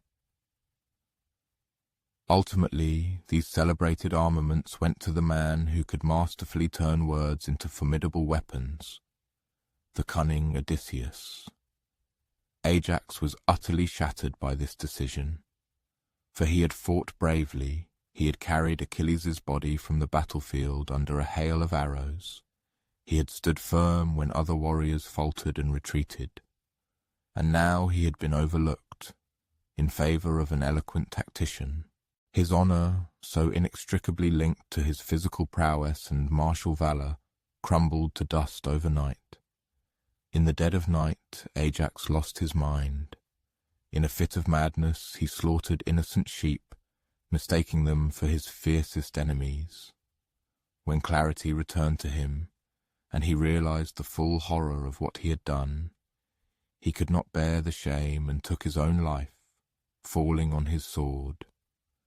Thus ended the life of another great hero, not in glorious battle, but in the abyss of despair. The Greeks, observing unspoken rules, quietly cremated his body.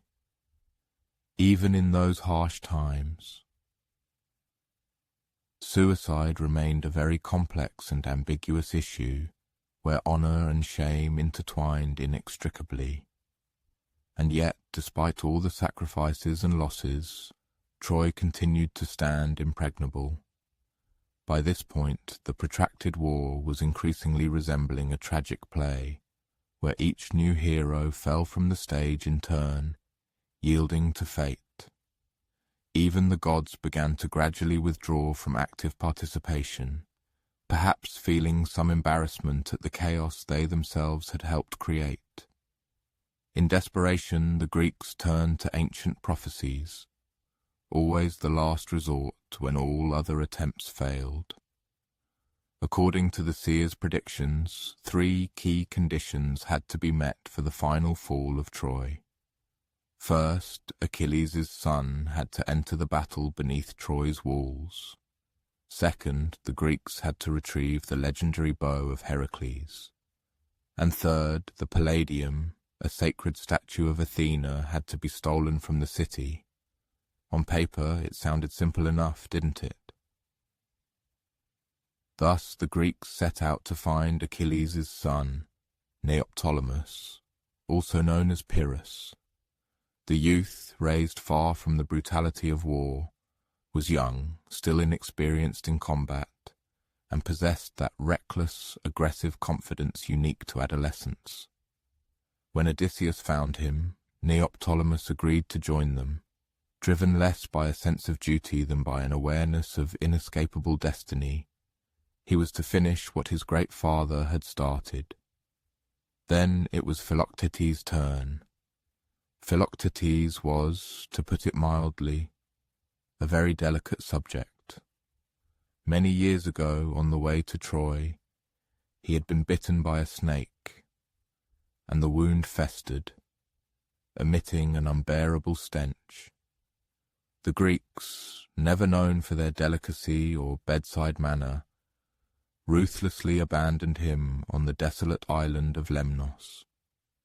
With him, they left the legendary bow of Heracles, the very weapon that, according to prophecy, was destined to crush Troy. A rather charming decision, one might say. Odysseus returned to Philoctetes, full of apologies. Philoctetes, understandably, was in a state of furious rage. However, after much persuasion and promises of heroic redemption, he finally agreed. Thus, the legendary bow returned to the battlefield. Prophecy, piece by piece, began to inexorably unfold. The third task, however, required not strength, but absolute stealth. The Palladium, an ancient statue of the goddess Athena, served as a powerful guardian of Troy. As long as it remained in the city, Troy's fall was impossible.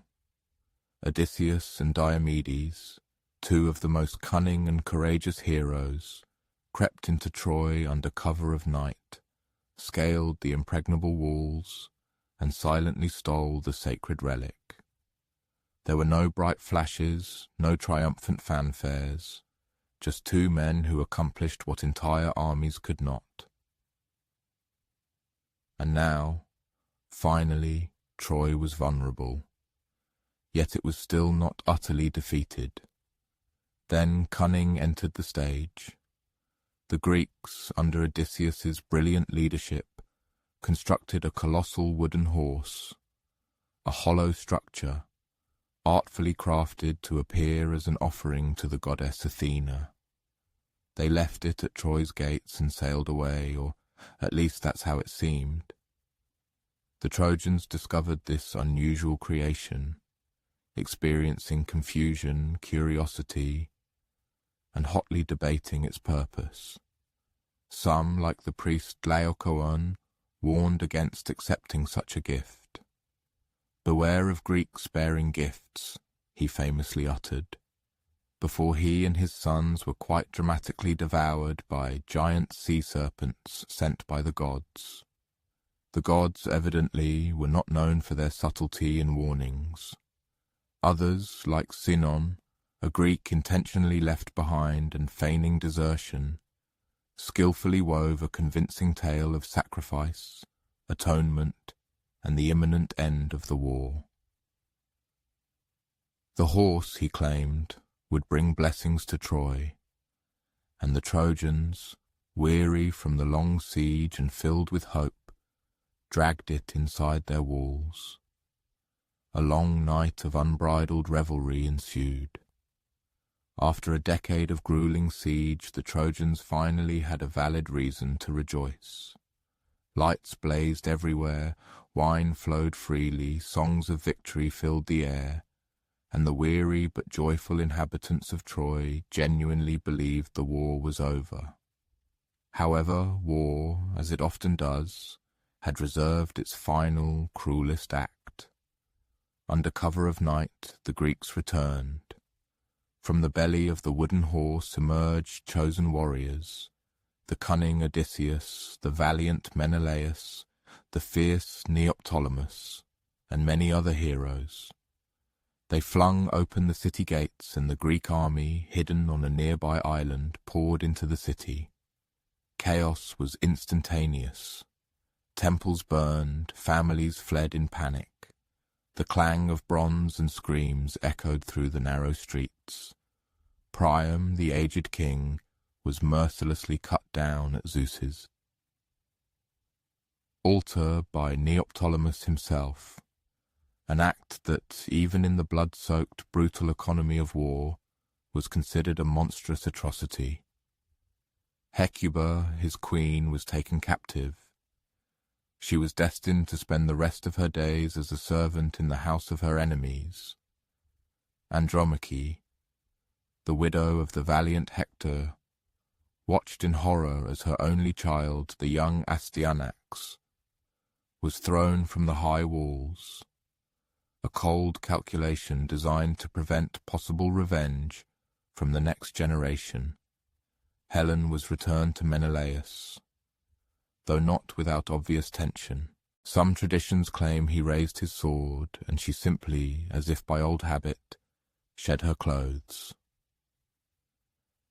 But what did the victors themselves gain? They had undoubtedly prevailed, but what was the true cost of this victory, and what did they ultimately acquire? The city lay in complete ruins, reduced to ashes. All of Troy's treasures were loaded onto the invaders' ships. The gods, once so actively involved in mortal destinies, now fell silent. And the Greeks, the few who survived this bloody slaughter, embarked on a long and highly uncertain journey home. Odysseus would wander for another 10 years before he saw his native shores. Agamemnon returned to his wife, who had long harboured plans for his murder. Menelaus would wander the lands of Egypt before finally returning to Sparta. The war, in essence, was over, but the real stories, the stories of their returns and destinies, were only just beginning. For victory in Greek myth is never pure. There is always a price, some stain, an inevitable reckoning. And the horse remained, not as a sacred relic, but as an ominous symbol, a constant reminder that ultimately Troy was not destroyed by brute force. It was a story of sophisticated deception, of treacherous cunning, of a long game masterfully played by a man who could lie even to a goddess and get away with it. If Achilles embodied the pinnacle of heroic rage, Odysseus embodied metes, the Greek concept of not just cunning, but strategic wisdom, the kind that skillfully hides a blade behind a smile, the kind that ends wars not with a thunderous roar, but with a barely audible whisper. And so, as fire licked the roofs of the doomed city, and history closed its final chapter, the Trojan War came to its conclusion. The price was utter devastation, and the reward, only songs, songs that for centuries were sung of rage, of love, of burned cities, and of the legends born among them. And this war, though ended, would echo in Ithaca, in Rome, in every new story where pride clashes with inexorable fate, and cunning topples kingdoms. But that, well, that's another story entirely. The war seemed to be over, and yet, in essence, it had not ended. Troy had fallen. Its mighty walls, once thought absolutely impregnable, crumbled under the crushing weight of treacherous deception and all-consuming fire. The city streets were covered in a layer of ash and permeated with unbearable grief. The bodies of fallen princes and ordinary citizens lay side by side beneath the collapsing, burning beams of once majestic palaces. The air was thick with acrid smoke, the smell of blood, and the sensation of the end of something truly grand. But for those who survived, both among the Greeks and the Trojans, the most difficult and agonizing part was just beginning, the aftermath. Let's start with the city itself. The sack of Troy was not merely a battle in the usual sense of the word. It was more a total dissolution, a breakdown of everything that had been.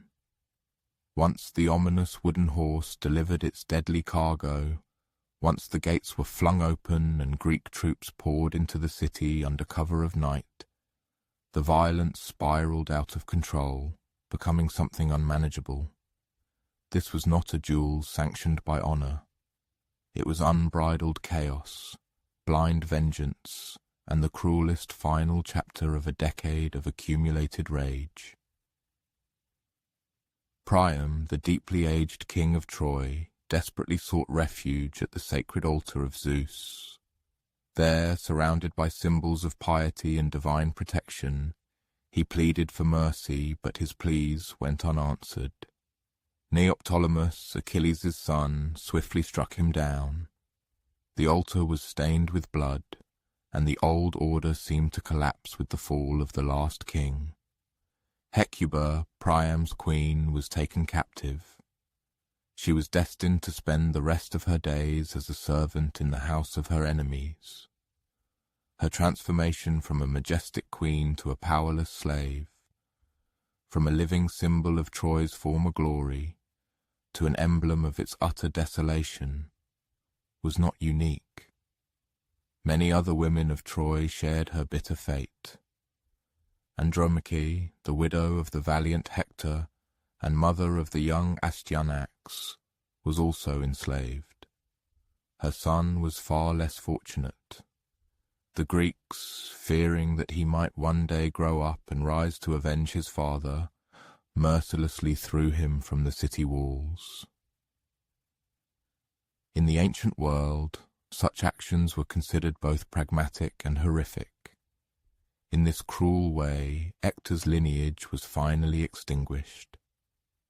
The fates of the women caught in the maelstrom of the Trojan War found their detailed reflection in subsequent tragedies, which became a cornerstone of ancient literature.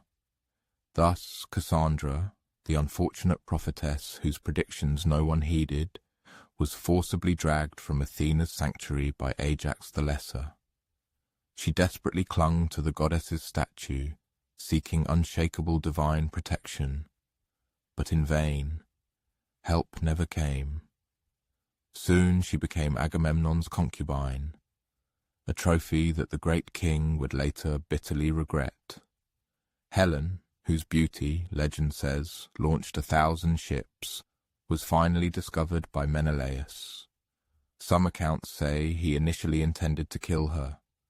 Others claim that a single word she uttered and the clothes falling from her shoulders melted his rage. Whatever the case, she survived, and Menelaus brought her back home, for the true consequences of war always proved far more tangled and complex than they initially seemed.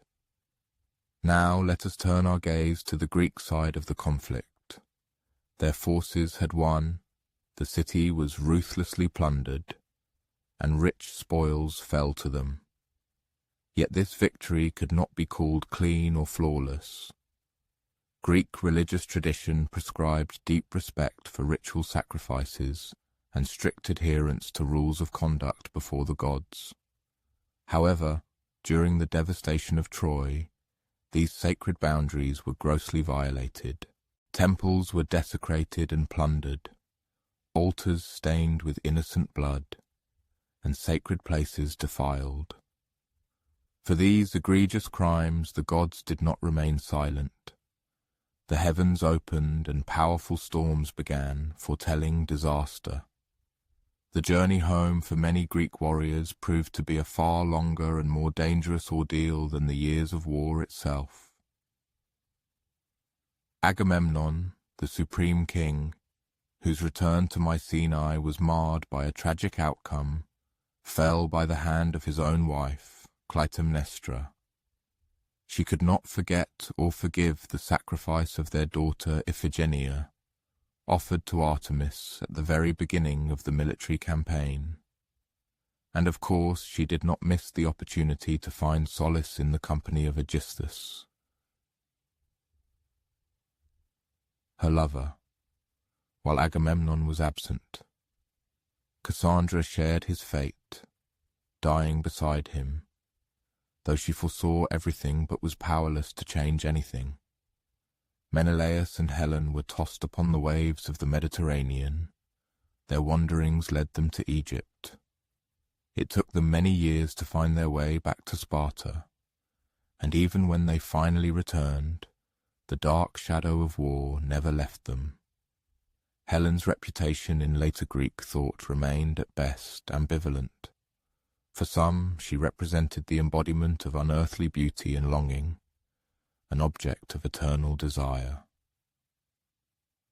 For others, she was the ultimate cautionary tale, a woman who, by her very existence, brought about the destruction of empires.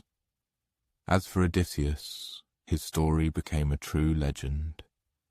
The epic poem The Odyssey recounts his 10-year journey, full of incredible dangers, encounters with monsters, treacherous witches, seductive singers, and the relentless wrath of Poseidon.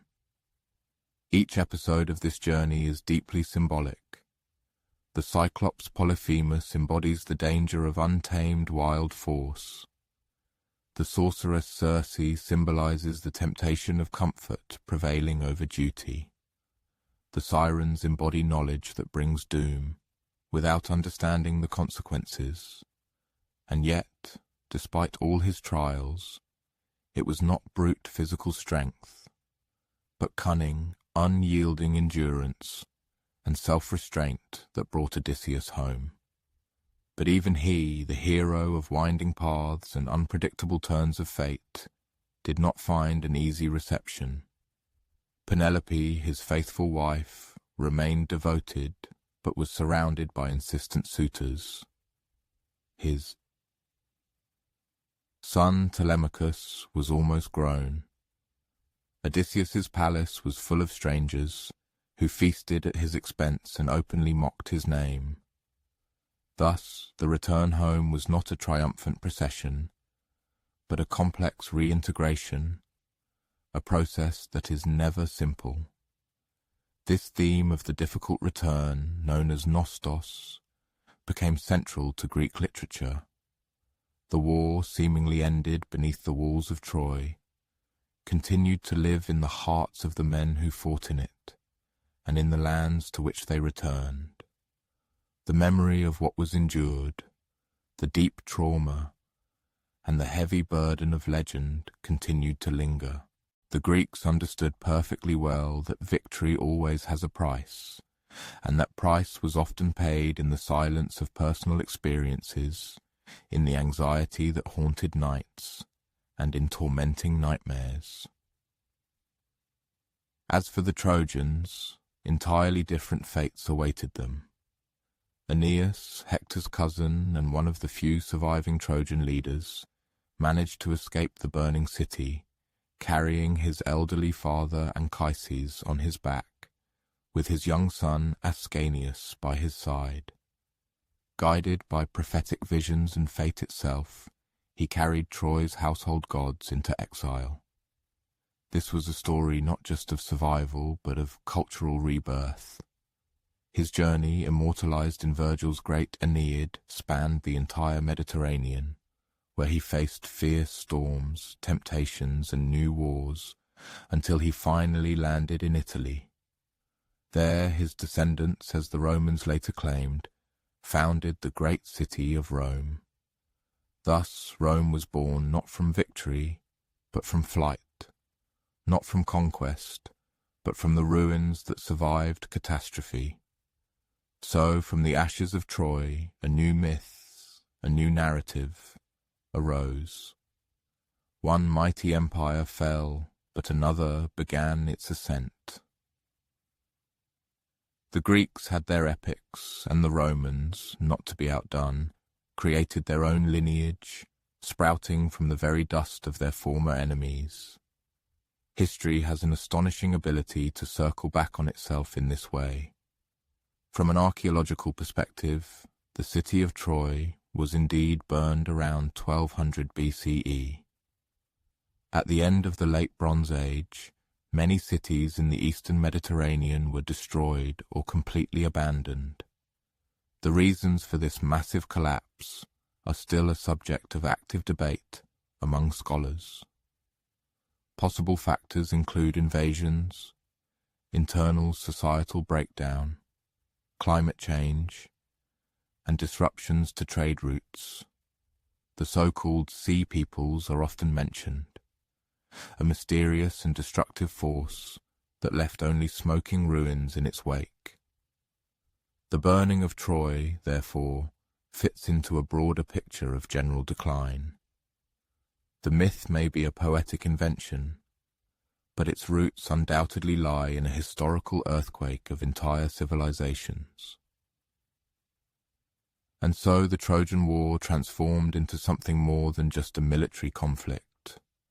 It became a mirror, allowing later Greeks to deeply reflect on the cost of hubris, the complex nature of fate, and the fragility of civilization. It became a warning, cloaked in heroic epic, and perhaps also a mournful lament. Tragic playwrights invariably return to its characters to explore their destinies. Euripides gave voice to Hecuba, Andromache, the women left in the ruins of a destroyed city. Sophocles explored the psychological breakdown of Ajax. Aeschylus presented the tragic return of Agamemnon and the cursed legacy of his lineage. The war, in essence, never ended. It merely changed its form, moving from the battlefield to the theatrical stage. Through these plays, the war continued to live, but no longer as glory, but as profound grief and suffering. The true consequences were not victory, but memory. And the figures who once seemed immortal heroes acquired new, deeper, and more multifaceted dimensions. Achilles, fierce and doomed. Hector, noble and burdened with heavy responsibility. Priam, the last ray of a fading era. Odysseus, always resourceful but eternally lost. Their stories were retold, reinterpreted, and passed down through generations. From Homer's ancient scrolls to Virgil's epic verses, from the theatre stage to the modern screen, the Trojan War withstands the test of time, because it speaks not only of long-past heroes, but of eternal human truths, of love and revenge, of loyalty and betrayal, of fate and freedom. For the Trojan War is not just a tale of combat. It is a profound reflection on conclusion, on what happens when the fires of battle die down, and the survivors must learn to live in its afterglow. The war ended in fire, but its echoes, its names, its questions, its sorrows never fully silenced. So here, at the very end of the narrative, we leave the ashes of Troy. The ships are long, long gone. The gods have retreated. The heroes are either dead or continue their wanderings, and the world somehow moves on. But somewhere in the back of the mind there always remains that horse and the city that trusted it.